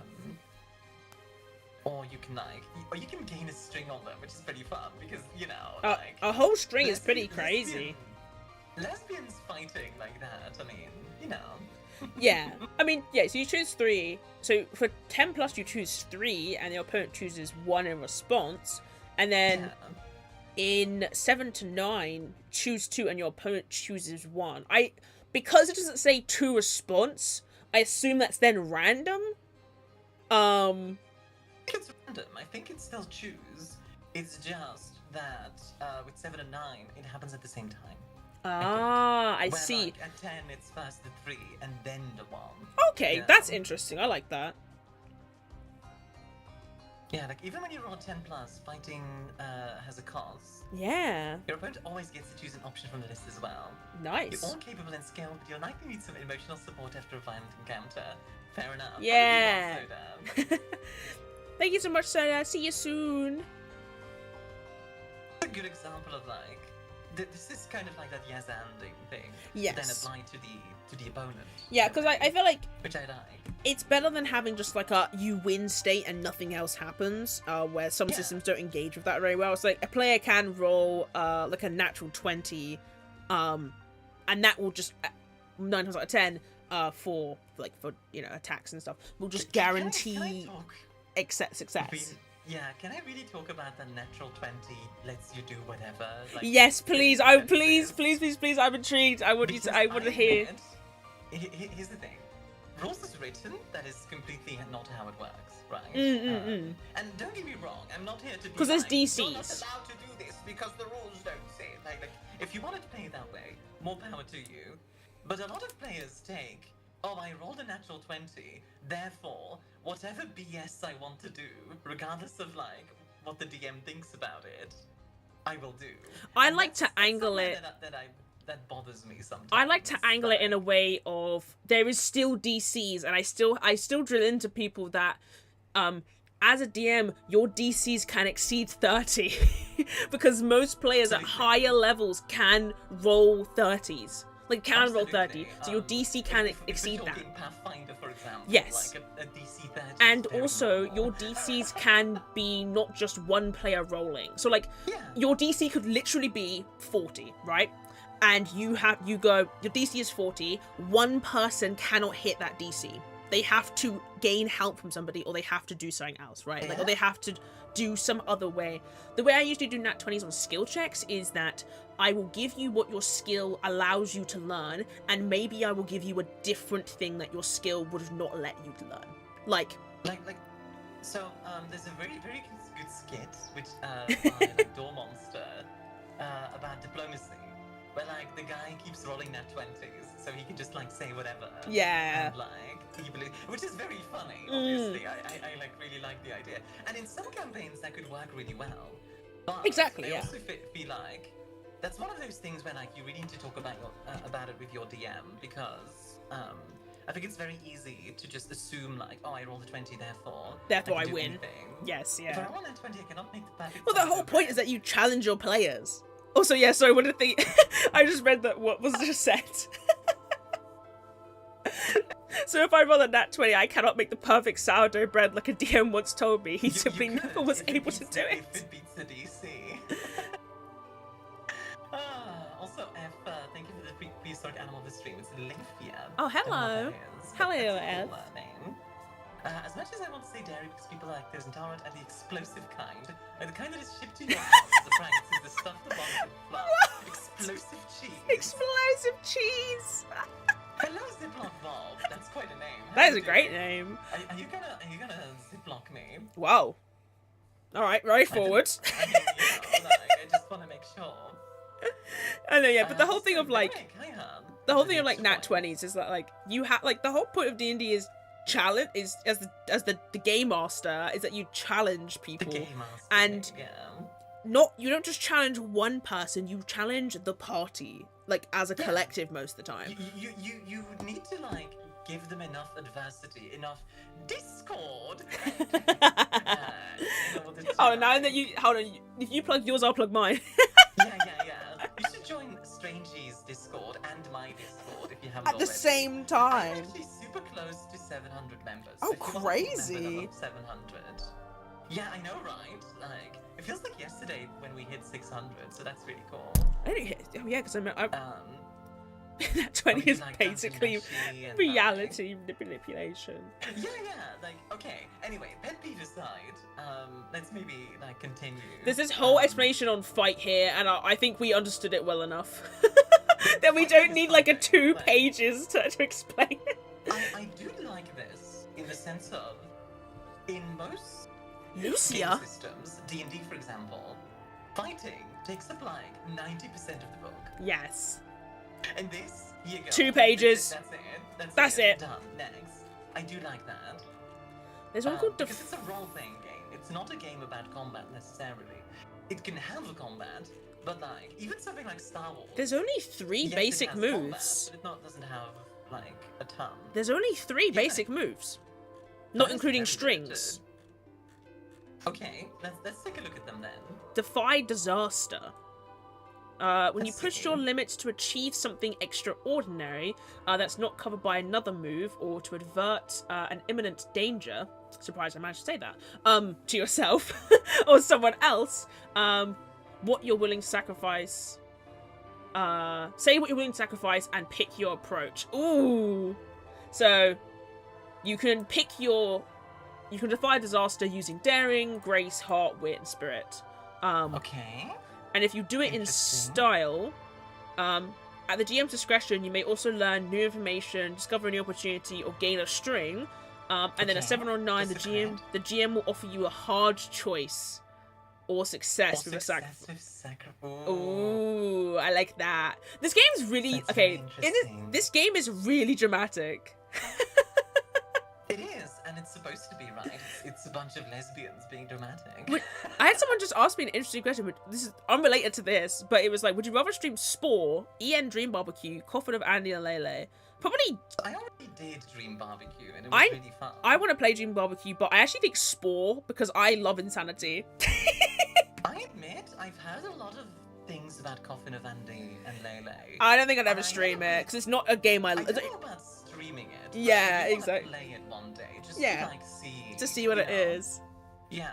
Also, AJ, enjoy the Maids of Comfort, sweetie. Also, I If just- we're talking about streaming, Anna is the most likely for me, just because, well, I've already done Never it, played and two, Anna, I so. would do it. Hi, Sammy. A hottie, yes indeed. Look at this hottie. I saw Like, someone look at say her. something about City of Mist, and yes, I love City of Mist. I want to run a City of Mist game so bad. I have the Let me book. know if you want to If run I something I want to like do a that, stream. really I want to fun. pick one of the RPGs I pick this month and then do a stream game of it, where like it's like maybe like a month of just like let's try and get through as much of the game as possible. And I might pick City of Mist or this, and that's why I wanted to read it, because I was like, I'm intrigued. Would you rather be a plushie or a bit of body pillow? Personally, plushie. Body Plushie pillow, for me. Oh, okay. because they're Come here. no wait no. There's a reason. I have a lot of plushies. I don't own a body pillow. Uh-huh. So if I wanted to if I diversified my bedroom a bit, I would have a body plushie is huggable. Body pillow is also huggable. I own a 3'5" massive frog plushie. Okay. Plushies are superior to A body pillow is literally supposed to be you like wrap yourself around it so you can sleep better. No, Lilith! I have considered, also ow by the way, the pan. I have considered getting like a body pillow in real life, just like not with anything on it, just to sleep better because I sleep really badly. Ooh. Strange was ad-libbing the best cover story there. Hey, that's literally what I do. As a body pillow. If you diversified your pillow portfolio. Ziploc Bob, thank you for the follow. The stock also cost them in stock rents if you think they are free. Thank you. Oh no, I wasn't ad-libbing. I just Anyway, You were just lib adding. It's yes, fine. adding to lib. But yeah, You Divide don't want to Disaster because just it's right. it just seemed Sorry. Divide. I cannot Like, speak. Divine Disaster is just something bad is happening, so we... Stop it. How do you Like, stop it? This is a good example though, like, some people are so fearsome or mesmerizing that you have to do Divine Disaster just to get into a position to fight or entice them, which I really Ooh. like. So like, Darth Vader, right? So, Yeah. I was mentioning Star Wars before. Yes, You yeah. would need to like, defy disaster and then you can fight him. Ooh, that's kind of cool. Like when I read these systems, I always think like, how do I engage with this as a DM or a GM? And it seems like Yeah. most of the Powered by Apocalypse systems already have that in consideration, which is nice. Like they don't like, if I read the DMG or like the Player's Handbook, right? Like that's interesting to me, but I always thinking like, okay, so how do I engage with this as a GM? And most of the books would just like stop there and just be like, oh, you can't cast this in space. And you're like, oh, okay. Why? like, and I have to think about it on my end. Yeah, I get you. I also like this, by the way. So they mention here that, like, protagonists don't need to roll to swing on a chandelier, spot clues at a crime scene, or anything like that. You roll this to fight disaster or fight or whatever when it's narratively important. Yes. Not just because, like, mechanics tell It's you like to, watching which, a again, I cutscene, really like. but like it's like watching a cutscene as opposed to a quick time event. Yeah, the quick event. Yeah, see, we synced minds. Exactly, Kara. This is the sword lesbians game. Lesbian powers activate. All lesbians have hive mind abilities. It's about the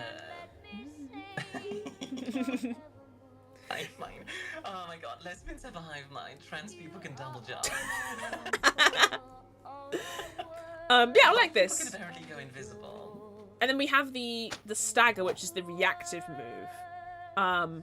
When you suffer a staggering physical or emotional blow, I might introduce it in my D&D game because I do this enough. Choose an option. That's what vicious mockery is. Choose an option from the following based on the number of conditions you have marked. Oh, Oh, so really if quickly, you have, I'm just gonna interrupt you really quickly, go ahead. Strangey. Care package. Make oh sure to, yes, like, I will hydrate, sip her. I will sip her. etc. Lesbians assemble, assemble. So let's see. So when you suffer a staggering physical or emotional, choose an option from the following based on the number of conditions. You So have conditions marked. seems to be really important in this game because if you apply Right. conditions, then this is more. Well, this is stagger. It's a crazy move where Yeah. you're rendered utterly helpless for the scene. You're utterly humiliated. And news will spread. Shira definitely has good examples of this, like these kind of like Yeah. like you're utterly humiliated and news will spread. That one could be fitted to Basically anything Catra does. Yeah. I like how you're like, oh, just some of Catra's character. I'm like, nah, all of it. I enjoy the fresh milk can. I do think Catra is very competent. That's why I'm not. Yes, she is. Yeah, she's very competent. But this is, there is literally a scene where this happens. Like there is a big scene where that happens. There's Like, a big scene and then like a whole season of consequences because of it. yes. Ziploc, by the way, saying, I take this TTRPG because I've been saying for years, every friend group needs an attack lesbian. Yeah, but if you're playing this game, you're all the attack lesbians. Yeah, you're all the attack lesbians. It's great. Some has a hate-love relationship with Starfield as well. Well, okay, I'm not gonna comment because Bethesda. If I start, I won't stop. Yes, we talked about Bethesda earlier enough. I can only be doing well. Funnily enough, we've been mentioning Star Wars this entire time, so you showing up is very fitting. Oh, and Strange. Yeah, I am Strange. A whole Strange. Kenobi. Yeah, so it seems like this is sort of thing that triggers when, like, even the example where it's like, you can see the mast that is cracked and the crew is panicking. Go ahead and stagger. Okay. Yeah. Interesting. And then it looks like it's just the heartstring moves. I'm mostly intrigued with it. Oh god, there's loads. Oh yeah, there's a lot of stuff still. Tell you what, let's do like one heartstring and then we can like maybe move on. I would like to read some of the more interesting playbooks before we stop for today, because like I think. Yeah, exactly. I want to get to the playbooks as well. What game is this? This is Thirsty Sword Lesbians. Cheese Boom. I can't games that have the 3Bs, Broken, Buggy, and Bethesda. Oh, you are going to fit in here perfectly. Yes. Like, Oh god, now we just get him to play Bayonetta and then we'll be good. yeah, actually, like add a 4th B and you can also fit in. Broken Buddy and Bayonetta 3. Yeah, you already have 3Bs. So Can we look at the 3Bs smitten is move? just Bayonetta. Or actually, hold on. Can we look at influence with strings? That's one that got mentioned earlier, but not very well yes. explained. Oh my god, it's so long. Influence with a string, yes. So, you can spend a string on someone to do one of the following. You can offer them to do something. Whoa! That's kinda cool. Because remember, these are supposed to be like That's neat. ways to tempt people to kind of do the thing that you want to Yes, do. you mechanically tempted them. That's Offer fun. them XP. It's crazy as a player. Like, if you do this, you'll get XP. Like. It's like bribing someone with mechanics. Do you know what this reminds me of? You know in Pokemon when Professor Oak is like, you can't ride your bike indoors? That's kind of like what I imagine this peers with the other player. I do like you can do it and you don't spend the string if they refuse the temptation, which I think is neat. Yeah. I also like this. Find out what it'll take to get them to do what you want. So again, like this sort of bargaining thing of like, hey, like, what do I need to do in order to like have you do this? Again, really fun. +1 to your roll against them, fair, or add or subtract 1 from any roll they make, which I also really like because that means like everyone is the bard. Yes, because I've always had the idea in tabletop, but like your friends, sometimes you're watching somebody do a scene and you're like, oh my god, why are you doing this? Like I want to help you. I want to help you, or I want to hinder you because I don't want you to succeed on this. Is that me? Do I? No, I don't think that's mean. In fact, I don't know if this is how the game does it, but the way I would do it as a game master in this case would be to let's say like you have a character who has like a bunch of players around. There's a scene going on, and a bunch of players around have strings on this character, and some of the characters are opposed to the person. Some want them to succeed, so you can like have. Use my string to like -1. Yeah, like a to +1 and negate your string. Like, I kind of like you. It reminds me of kind of like a Civil War thing where it's like you know, we're all kind of fighting for the same thing, but we don't agree in the ways in which it works. Yeah, exactly.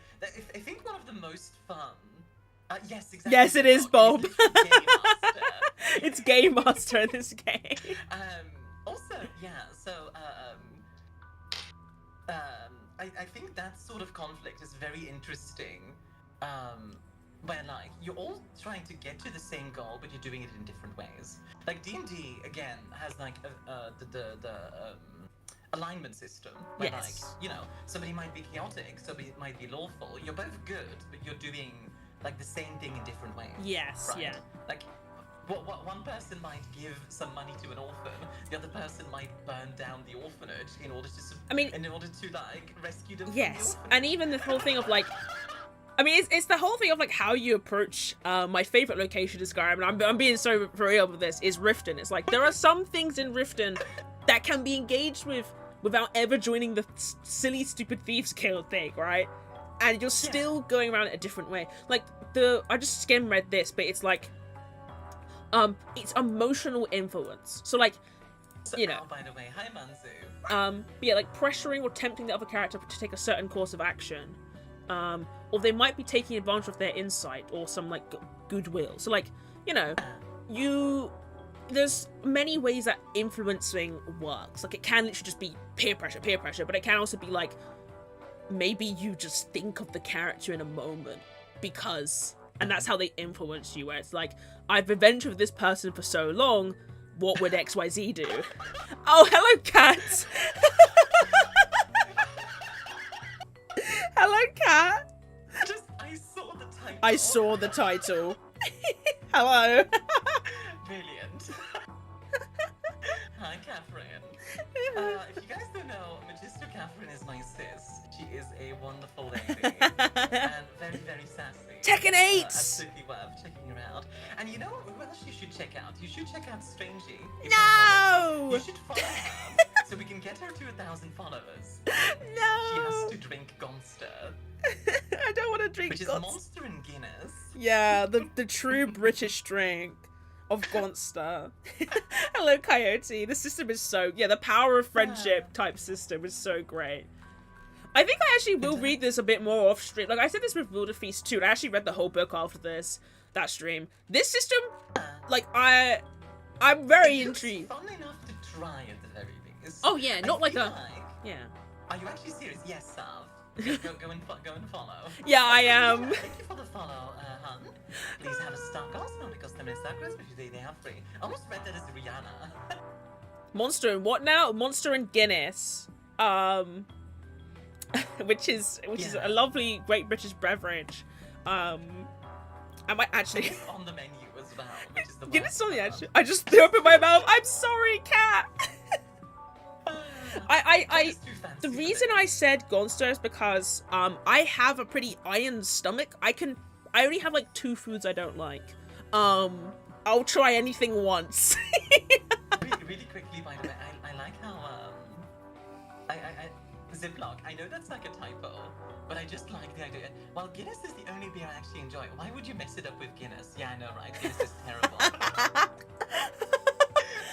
I know, you just typed it. Oh my gosh. I didn't notice that. The system is entirely reliant on hype moments and aura. Yeah, pretty much. Aura farming the a lot system. of this game is your players need to be okay with just like, there's gonna be a billion ways to break this, like 100%. But your players kind of need to like buy into, hey, we're all thirsty sword lesbians doing thirsty sword lesbians. Yeah, you kind of have to And buy we're into the gonna have, silly. like, a vibe, right? Like, that's kind of what this is. So Randy, enjoy the drinking horn meat, huh?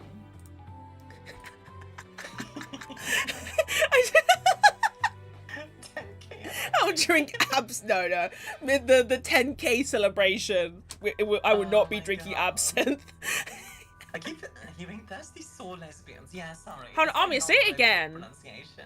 Say sword lesbians. Sword lesbians. It does sound like you say saw. Like, Dude, that's not because I sword. feel like I do say a d, like at the end, sword. Okay, now I hear it. Yeah, sword lesbians. Sword lesbians. It's easy to miss because I do think I don't like emphasize the D very heavily. I'm not. I'm a lesbian, you know.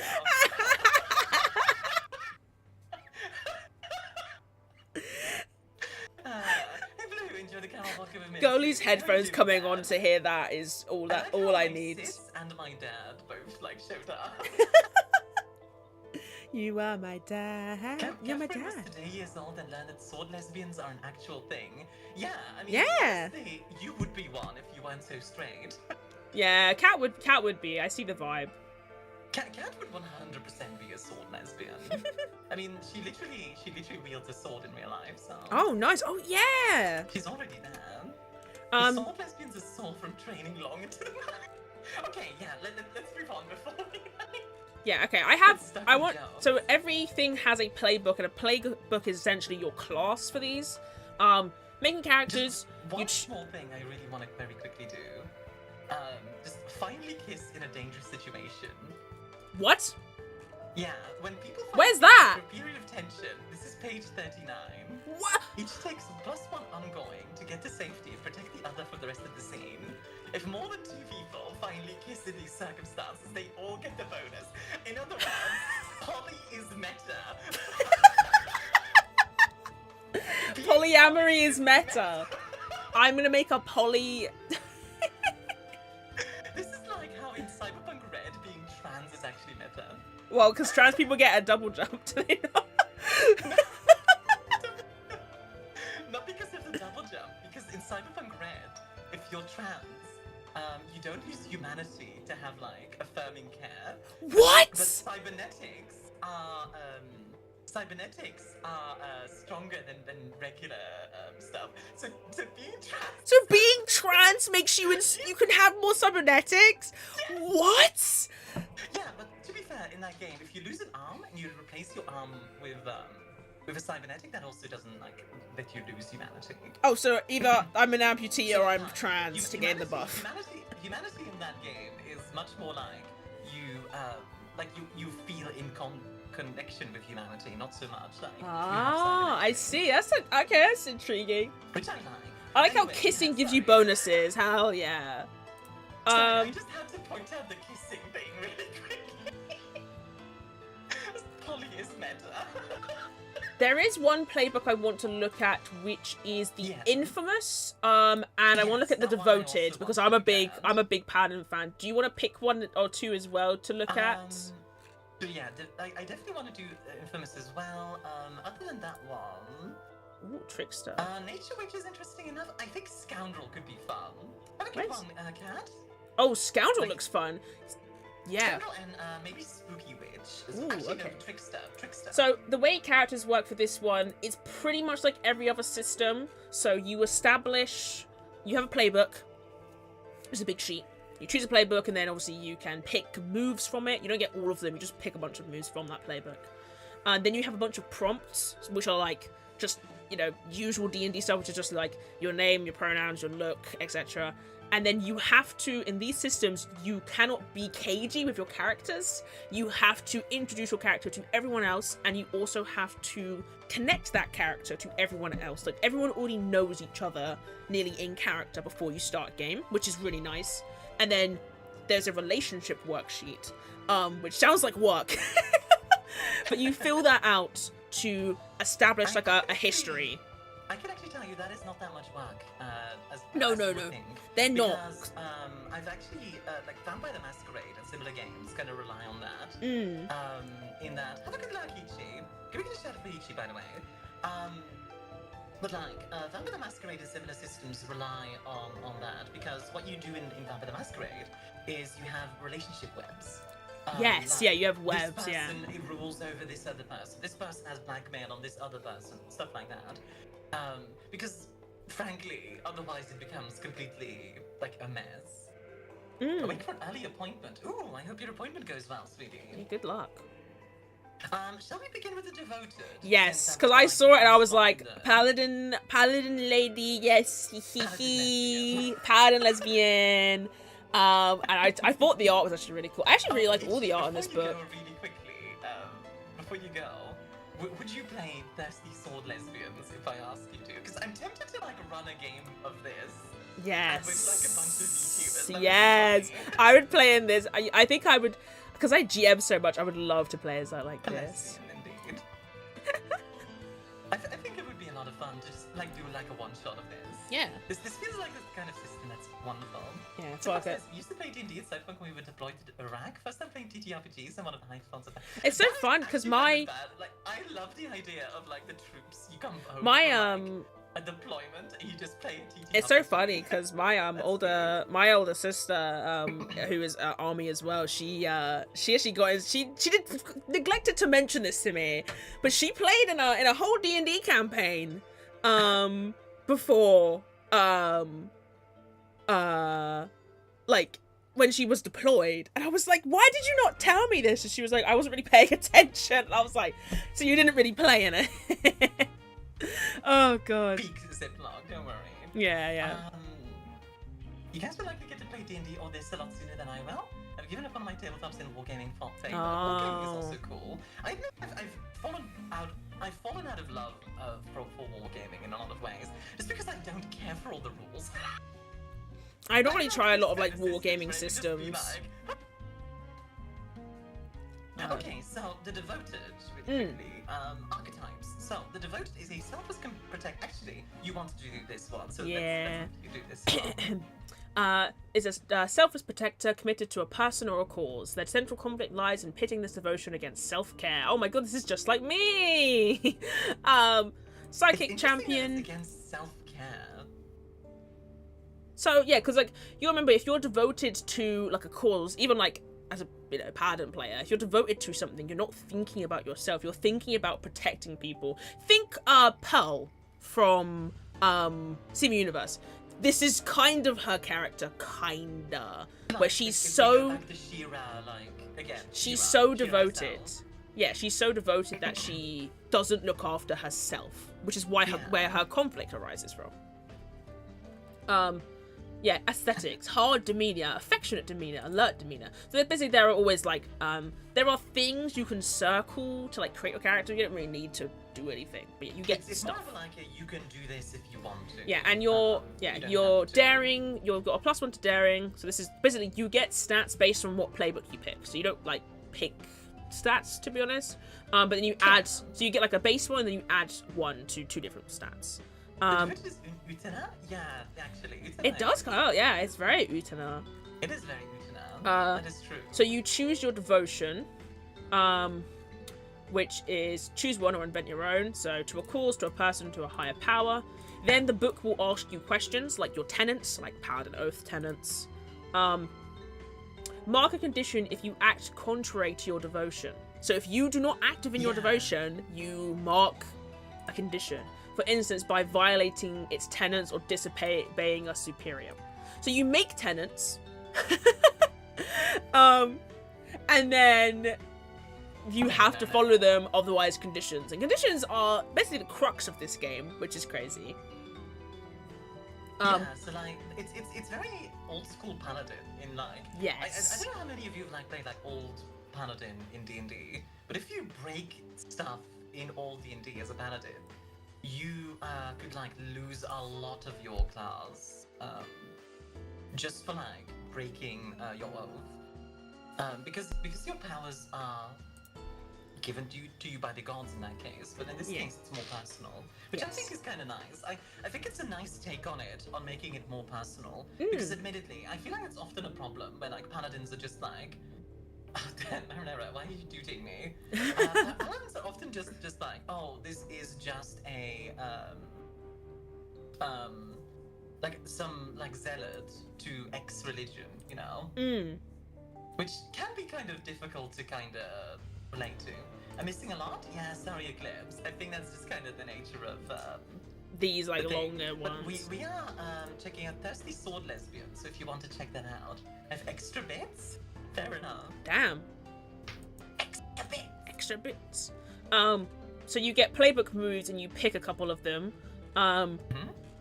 So you get fanatical self-sacrifice. That sounds like something I definitely would do.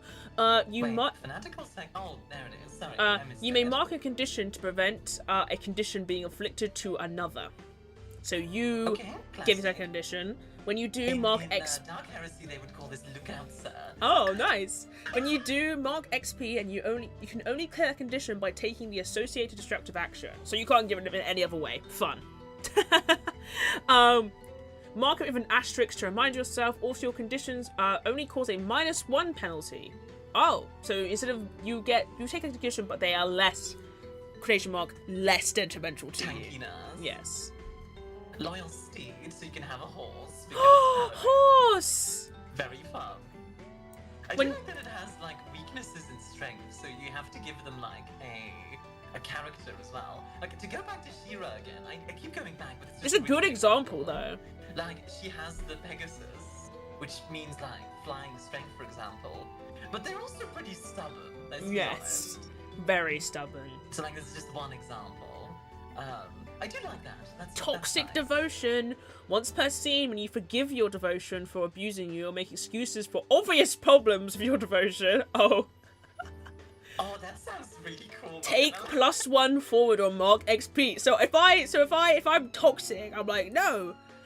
Also, once per scene, when you learn that another PC thinks your devotion is problematic and you don't defend it, mark a condition and give them a string on you. Ooh. Yeah, I like that a lot, actually. Where it's like, if you don't defend yourself, they get influence over you. If you do defend yourself, if you do defend yourself, you become more, well, it's very toxic, but you get an advantage. Damn. That's fun.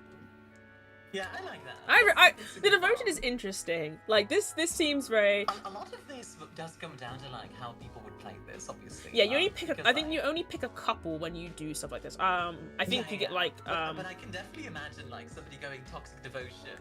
You literally... Like, during a scene being, like, genuinely toxic. Yeah. This literally is the hear me out fighting for your life edition. Hear me out. Because, like, there are, like... I think one of the things about Paladin tenants is that they can be kind of detrimental to certain plots or like ideals. Yeah, I mean a classic one is like a Paladin, like you know, like the warrior who doesn't like sneak around. Yeah, like Idaho. Sometimes, you know, being stealthy and subtle. Yeah, I switched from playing a Crown Paladin to a Glory Paladin, and one of the things about being Crown is that I wouldn't lie. It was something to do with my god as well. I still have the same like god, but it's less connected. But like my character, she just would not lie, like at all. And now she's willing to, if it's for good reason. Like, she's still adverse to it, but she will lie or be happy to not seek out like truth so fanatically.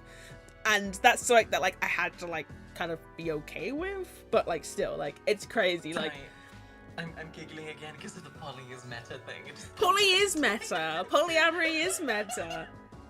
Polyamory is meta. What's the other one I wanted to look at?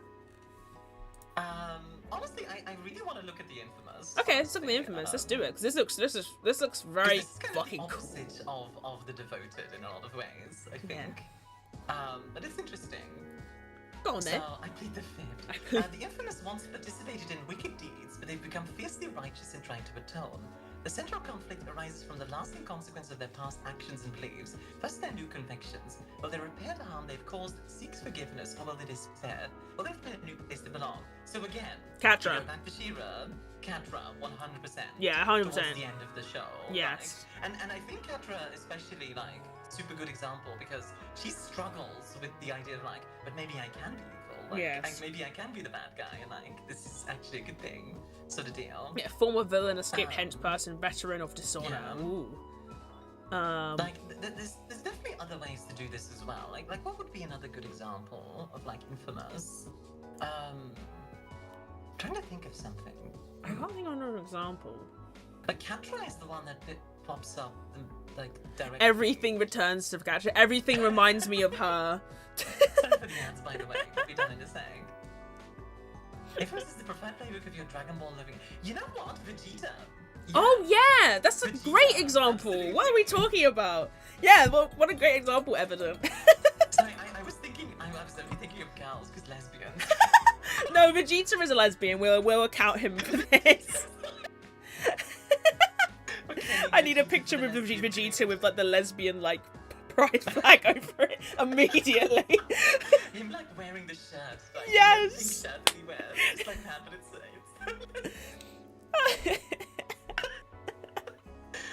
That would be funny. Okay, so aesthetics could be haunted demeanor, challenging demeanor, disdainful. Vegeta has big lesbian energy. He does. I know nothing about Dragon Ball. I just want to say Vegeta is a lesbian because I think it's funny. Vegeta lesbian is just very funny. Isn't it? But yeah, let's... So she might have a broken sword, a wicked sword, or an enemy sword. I like the enemy sword kind of deal. Like, she picks up, like... Blake just said Vegeta does like women. That does make him a lesbian. Vegeta does. Yeah. Vegeta does like women, yeah. I mean, that is one trait of lesbian. Let's see. What cannot be undone? So we have stats. I'm just gonna skip the stats. Yeah, no, we need to get. We don't need those. You've hurt people, and they have no obligation to forgive you or engage with you. I don't know any character like that who's ever. Yeah, I can't think of anyone. There's no particular cat lady that I'm thinking of at all. I could think of another, but I just can't. Like, I can't think of anyone but her now. Like. Catra has just taken over the stream. Let's see. Before defining relationships and character creation, propose a wicked past that you think could be forgiven, and ask each PC this question: what circumstances or subsequent deeds could make it possible to forgive this past? Ooh. If anyone hesitates or can't answer the question, revisit it and tone it down. Okay. Yeah, this is basically like... Yeah, like, you about, can't be your too world. evil. Like you can't be like You even. can't be like, I did a genocide. Yeah, it's like, oh, what? And if I love it. It's like, if anyone hesitates, you have to change it.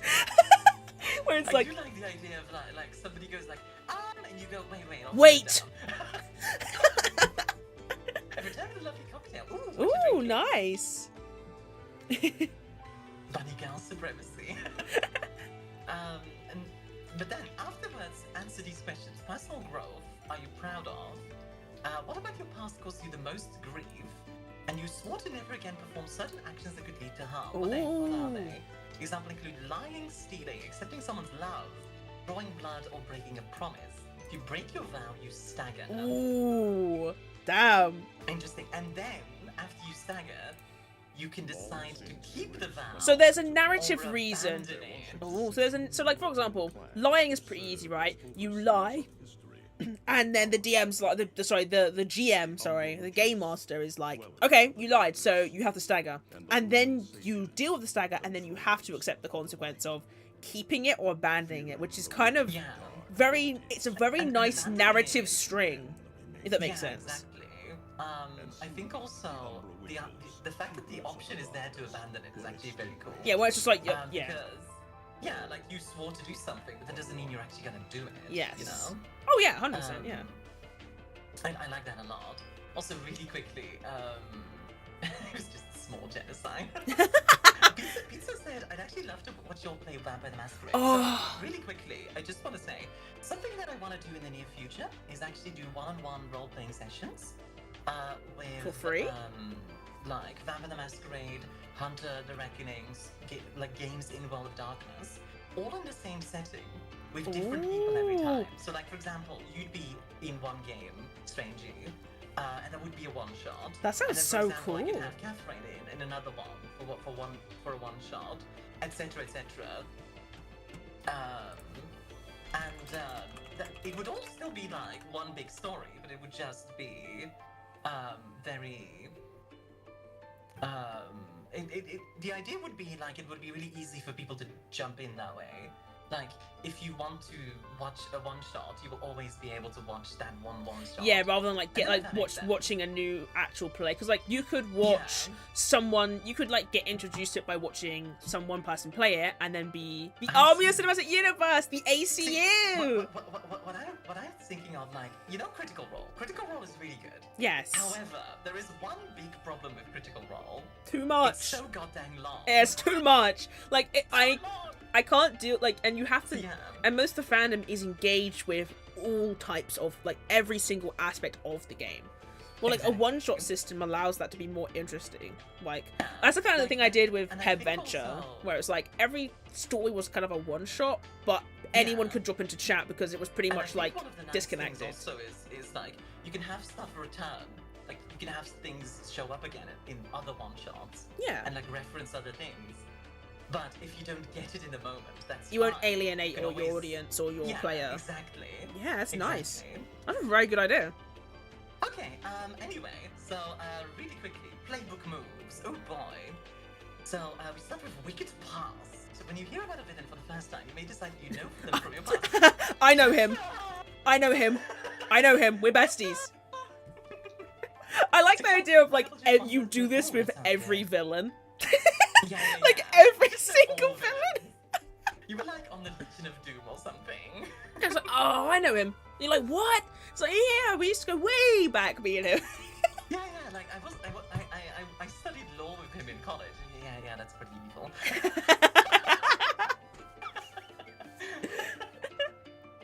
Let's see, make it right. When you allow yourself to be vulnerable to someone you had during your villainous past, they choose one.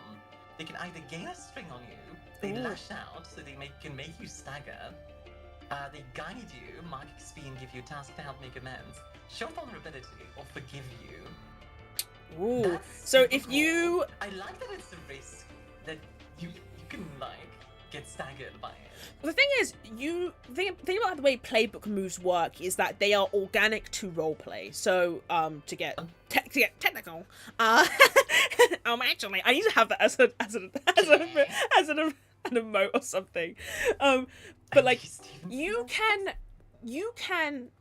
not like you. For example, in D&D, where you're like, oh, I will use this ability. You can do this naturally in roleplay, and whatever option that like fits the best for the roleplay situation, you then explain the mechanical consequence of it. So like, if you go to a player character and you're like, I'm sorry, I killed all those people in that very small genocide, and they go, I don't forgive you, then you apply the mechanic to it, as opposed to saying, I am going to make it right and you have to pick one of these. Like, does that make sense? Where it's like, absolutely. They are organic to roleplay. Like in this situation, this playbook move makes sense like that. Actually, funny enough, like when you mentioned with like the villain, Saf mentioned like creating a villain, right? Like the always suspect thing is very fitting. Like you pretend to be a villain to win a villain's trust. Yeah, right. And then you can have a bunch of like issues with that. Like somebody hears you being like a quote unquote villain, and oh no, she went back to the side of villainy. Stuff like that. Let's see. Talents of the past. When you gain a string on someone associated with your villainous past, mark XP. The first time this happens, you can each define a secret or vulnerability you know about the other. Ooh, intriguing. Yeah.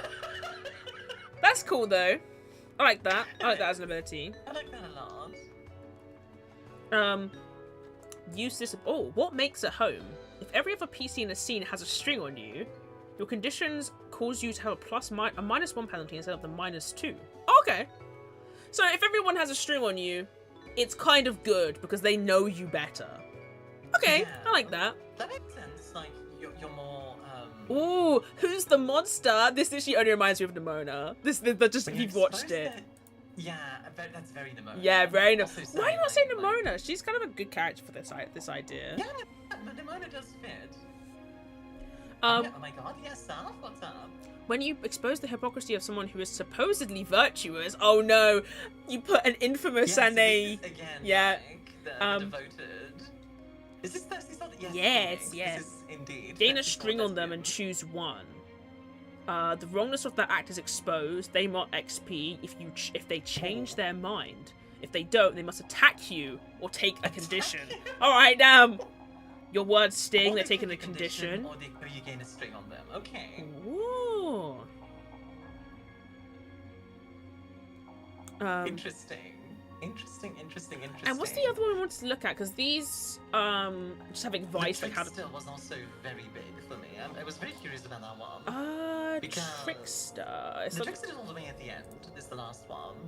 I hope there's an expansion and for this, because it seems like it's going to have an expansion. It does. Oh. I know it does. I don't know specifically what it does though. Yeah, because I have the physical Monster of the Week book. I actually was going to get the hardback when I next go into London. I want to get the hardback for the expansion, which will be next week because that's when I get paid. So this one, I know technically like in She-Ra, who's that one like changeling character? You know the one I'm talking about, right? Yes. What is their name? What is their name? Is it technically not, you know, like okay, what? Double Trouble. Double That's their Trouble. name, That's- Thank you. Yes. Thank you so much, Phoenix.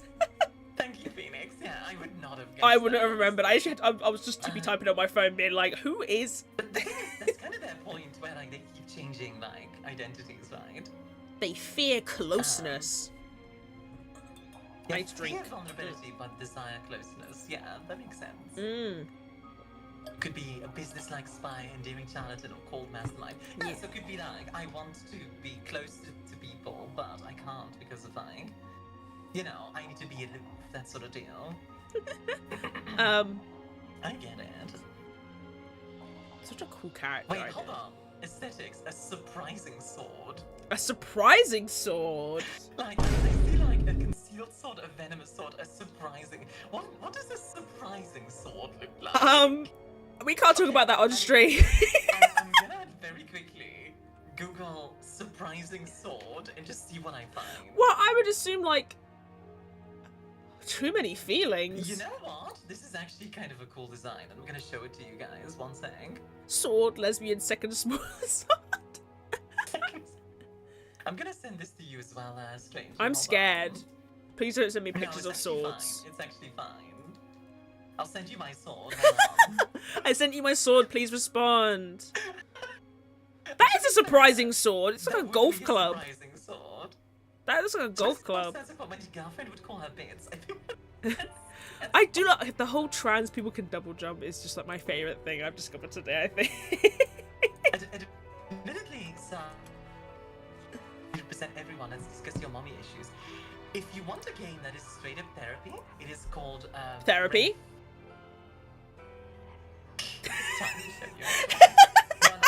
The game Wraith, the Ascension, I believe it's called. Oh. No, not the Ascension. The Wraith, World of Darkness. Frank, I forget the name of it.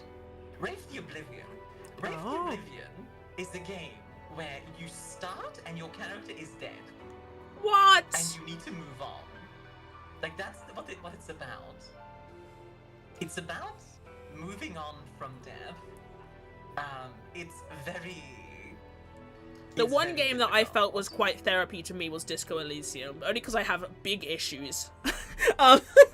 Yeah, like to give you an idea, in Wraith is not so much a game as a therapy session. It is. Oh. The reason I mentioned this is because the way Wraith works is actually the person to your left gets basically like a quote unquote evil, like gets to be your intrusive thoughts basically. Oh. And you That get to be the intrusive thoughts of other people, which is incredibly, like, powerful and really cool and terrifying because you give a lot of power to people around you, so you need to really Sounds so trust them. interesting. But it is something I absolutely want to play with some very close friends at some point. And in fact, I'd love to play with you at some point, Strange. Oh. I bet it would be Oh. a good time. Oh, my heart. Speaking of my heart, this thing has a mechanic called too many feelings. Wait, you buried beneath layers of deception until you can't keep your feelings in any longer. I love that. Increase your feelings by 1 each time you kiss. So you get too many feelings. You also get to choose to increase your feelings anytime you feel yourself gasping or swooning over someone. Strings assigned during the character creation don't increase your feelings. Oh! When you open up to someone whose regard matters to you, reduce your feelings by 2. When you secretly perform a loving act for someone, reduce your feelings by 1. Oh! My feelings! That makes sense because you like letting it out, right? Yeah, like if you like, you know, like someone makes like a little coffee and you like, you know, you put a little like sweet in it, like that. Oh my god! We need to talk. Oh no! Cue the instant crying. My feelings. I'm feeling very attacked. If your feelings are created before you can't help it, then tear off the mask and scream what you've been holding in, right? So it's kind of Han Solo-y, where like you're like, you know, you've got the mask of like, oh, I'm cool I don't care and about edgy anything, and then and at some point it kind of comes out. you can give anyone present a string on you to gain a string on them. Stop when the consequences catch up with you, for good or for ill. Afterwards, reduce your feelings to 0 and clear a condition. It feels good to get it out, at least in the moment. True. That is true. One of the first abilities you get is called Ew. Feelings. Ew. Feelings. Bob says, I wish I was more in touch with my feelings, still working on that. Honestly, I think one of the things that, okay, this is like a little bit of philosophy, but like I think one of the things that like people in general need to be okay with is like, you're gonna feel things in life, and it's okay to show them. Like, so many times we get this sort of like, you need to be stoic, you need to like be strong or whatever. Especially men get this a lot. But like where there's the whole thing like, oh, men don't cry or whatever. Yeah. Men should cry. Men should wear dresses. Sorry, I'm just sneaking my dress propaganda in there. Dress propaganda. Get out of here. At least somebody addressed it, I guess. I want to see pretty man legs too. It was like the whole thing of like feelings is just like, the more it's always, well, it's the strangeism of the only way you get good at something is by being bad at it first. Like you have to want to be vulnerable even if you don't realize it, because like I used to struggle with that so much, and then I started streaming and then I realized that everything I say is recorded on the internet for all time. So that's why I haven't been able to cry lately. I wasn't wearing a dress. yes. Also, screw that unless the dress has pockets. I'm not giving up my pockets. That's so This is why true. we need I'm to wearing a get dress with pockets today, actually. Yeah. They need to have more pockets. Also, did you just like slap your thigh? You could hear that? Yeah. Okay. I didn't know you could hear that. You can hear this, can't you? I'll just. Like that's my thighs clapping together. Obia, stop. The fan service. Wow. Not that face. Yeah, no, absolutely. It's okay to just like have a form of emotion or not. Like whatever you're feeling in the moment, that's okay. But mechanically, ill feelings. When someone offers you emotional support and you refuse to open up, increase your feelings by 1 and choose 1 from the list of options. This seems like such a fun character type. I would play this. This seems fun.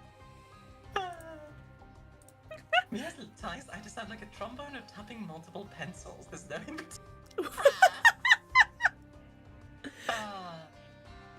Whenever a PC figures, they believe a big lie is very fun. Whenever a PC figures you out, you can give false answers. Oh, so you could just lie if people figure you out. Damn. That's very cool. Center of the web. When someone approaches you to get something from you or threaten you, choose 1. Gain a string on them or they lose a string on you. Ooh. Oh, you can be like very difficult to get. Ask them a question from the figure out a person move. +1 ongoing against them for the scene. Yeah. The Trickster design is bad. I like the Trickster a lot. It's such a badass design. Like, it's kind of... Moody Golf Chick is a mechanic. Kinda. Oh no, the week-long subathon. Oh god, I have to explain that before I go today, I think, right? Yeah, definitely. I'm scared. Trickster League seems really fun. I would It absolutely does. play this. I want to look at more of the playbooks later, but to be fair, there's not as many as I thought there would be. So again, That's expansions. like the basics of the game. We only which missed is 3, fantastic. which is pretty alright. Yeah, like there's a few witches. There's the spooky Yeah, and then there's witch, the nasty GMing witch part of the witch, game, which is obviously we'll learn that another time, maybe. and the Seeker, which I do like the Seeker's aesthetic, by the way. I haven't seen do the think she Seeker, looks the nice. Spooky Witch, the Seeker. Ooh, Toxic Society. Anti-mask, black cloaks, sexy boots, hell yes. I won't lie, Trickster aesthetic is very me. Like, I would wear this in real life. Interesting. You Well- know what? I also have a YouTube account, Stranger. Did you know this? What? Sorry, I just saw That's it. so. Do you see my YouTube go up? Well, I also have a YouTube Yeah, account. you should go sub to Stranger's account. I and should then go probably sub to my outro account. before I leave you to should. play some games. Big should. long outro. Firstly, Mia, thank you for being here for table talk with me. I love talking about tables with you. Really quickly, by the way, I'm not ending. I'm continuing. Yes, just Armia's so not people ending. know. I'll probably raid into Then Armia. I continue. don't think it will Oh, okay. work anyways. It But would. oh, It okay. would. I'll raid into I've Armia had it so that happen we before. can you can enjoy some Armia gaming. I'm going to be strange editing after this, which is why I'm disappearing. You're shredditing. I'm straight. I can't even say that. I already have struggled to speak Armia. Don't introduce words with multiple consonants in them. But I'm gonna be Okay, editing. Strange, how do you feel about supercalifragilisticexpialidocious? Stop. Can you put it in a sentence? But yes, I post on the YouTubes and I do lots of tabletop talk there. I talk about. I'm trying to review one tabletop game a week currently. We did Wilder Feast last week. We did 30 Sword Lesbians this week, and possibly I won't be around next week. But I want to do Burning Wheel. Burning Wheel. I'd love to be there for Burning Wheel as well. Yeah, Burning 'cause Wheel. That game is so good. Yeah, I also teach. I also, on my off days, I am also MissedStrange. Drop the ED. It stands for Edwards. And I teach tabletop content. I post the edited down versions over on YouTube. Crazy, I know. There should be a link in chat for it now, if not already. So if you want to learn things on how to start playing tabletops, even D&D or other ones, I teach that there. When I'm not doing that, I am playing games poorly on this channel. I'm a big action gamer currently, so I'm playing Woowa and I'm playing I'm playing Cyberpunk at the moment as well, which is interesting because they're gonna collab next year. Which is Really? yeah, it was so crazy. I was like, huh? But I tried. That's not one that I would have expected. But I tried to do a mix of tabletop content and lore or story content and reading and other bits. I am also my big announcement before I leave.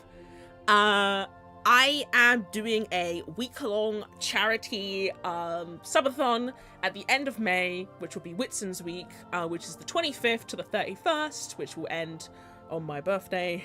And I plan to be raising a charity for money for Sickle Cell Society. Which Good stuff. I'm really excited because it's a charity that has really helped me a lot with my daily living. And You we're have, do I don't know if you want to talk about. no, I do. I have autoimmune deficiency, which means my little blood cells are a little bit crazy. Which means that like streaming and stuff is a little bit more difficult for me. But I really want to try and do charity towards a cause that helps me basically do this every week, which is crazy. I really wanna push that week because I'm doing loads of stuff that would there's a big wheel of punishment. And I plan to stream every single day on that last week, ending with my birthday, where hopefully you'll be nice to me, because I'm going to drink and eat crazy concoctions that you guys have recommended I try. I will apologize beforehand, and then I'll send you the ingredients for the black clay. No. No, but I wanted to do like a proper announcement, but this is my first stream of the week. But like, I'm really excited to do that because, I mean, I haven't been able to just stream for a whole week, which is crazy. So it's gonna be a bit different, but also a bit fun. I plan to play games with friends. I plan to do some Just Dance. Don't kill strangely. I'll try. I won't. I won't. I plan to do. Okay, this is kind of silly. I've actually figured out how to do Just Dance on stream.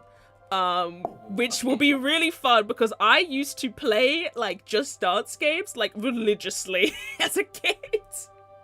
I do like that, honestly. I'm so excited. Like, I haven't done a subathon in a hot minute, so I'm like, ugh. Yeah, okay. Because your subathon lasted like a million bajillion years, did it not, Amir? Yeah, about that. There might be another one coming soon. Oh my god, Amir. How? I do it for a whole week and I'm like, oh my god, I'm done. I'm done forever. I have ways to pace myself. We both have health issues. Yeah. But we measure it in ourselves. Yeah, exactly. That's how you do it. Yeah. Thank you so much, Ziploc, as well. I appreciate it. I try my best. I won't kill you, strangely. It will however happen anyways. It is destiny. Health issues can be very frustrating, but sometimes it's also kind of like it's kind of nice in a weird way when you like beat them. You know what I mean? Yeah. I feel like I live more comfortably than I used. When I started streaming, I definitely wasn't as comfy with streaming and like health issues, but now I feel a lot better, which is nice. Pacing, what's that? I know, right? I'm playing Devil May Cry and Bayonetta and craving an amazing crossover of both without Viola. People really seem to hate Viola. I like Viola. I like her a lot. She's just not for Bayonetta. You have to tell me about her sometime. But for now, let's see. Do you have anything else you want to like say? Oh my god, no! I think I plugged everything I could. Yeah, I think you did as well. I was like, plug this, plug that, because I am doing things now. Because last time we did this, you were like, do you have anything to plug? And I was like, oh no. I don't have anything. Thank you so much, Mia. What do you play again? Steel Seed. It came out today. Steel Seed, which is a game about. So I got a key from the devs. I know very, very little about it. Apparently, it's stealth action, which sounds kind of interesting, and it's very inspired by like Blam and Battle Angel Alita and Ghost in the Shell, etc., which to me sounds really cool. And it literally came out like an hour ago. Oh my gosh! It came out like an hour ago. Like I planned this in after your thing because of the timing. That's perfect. Yeah, timing is perfect.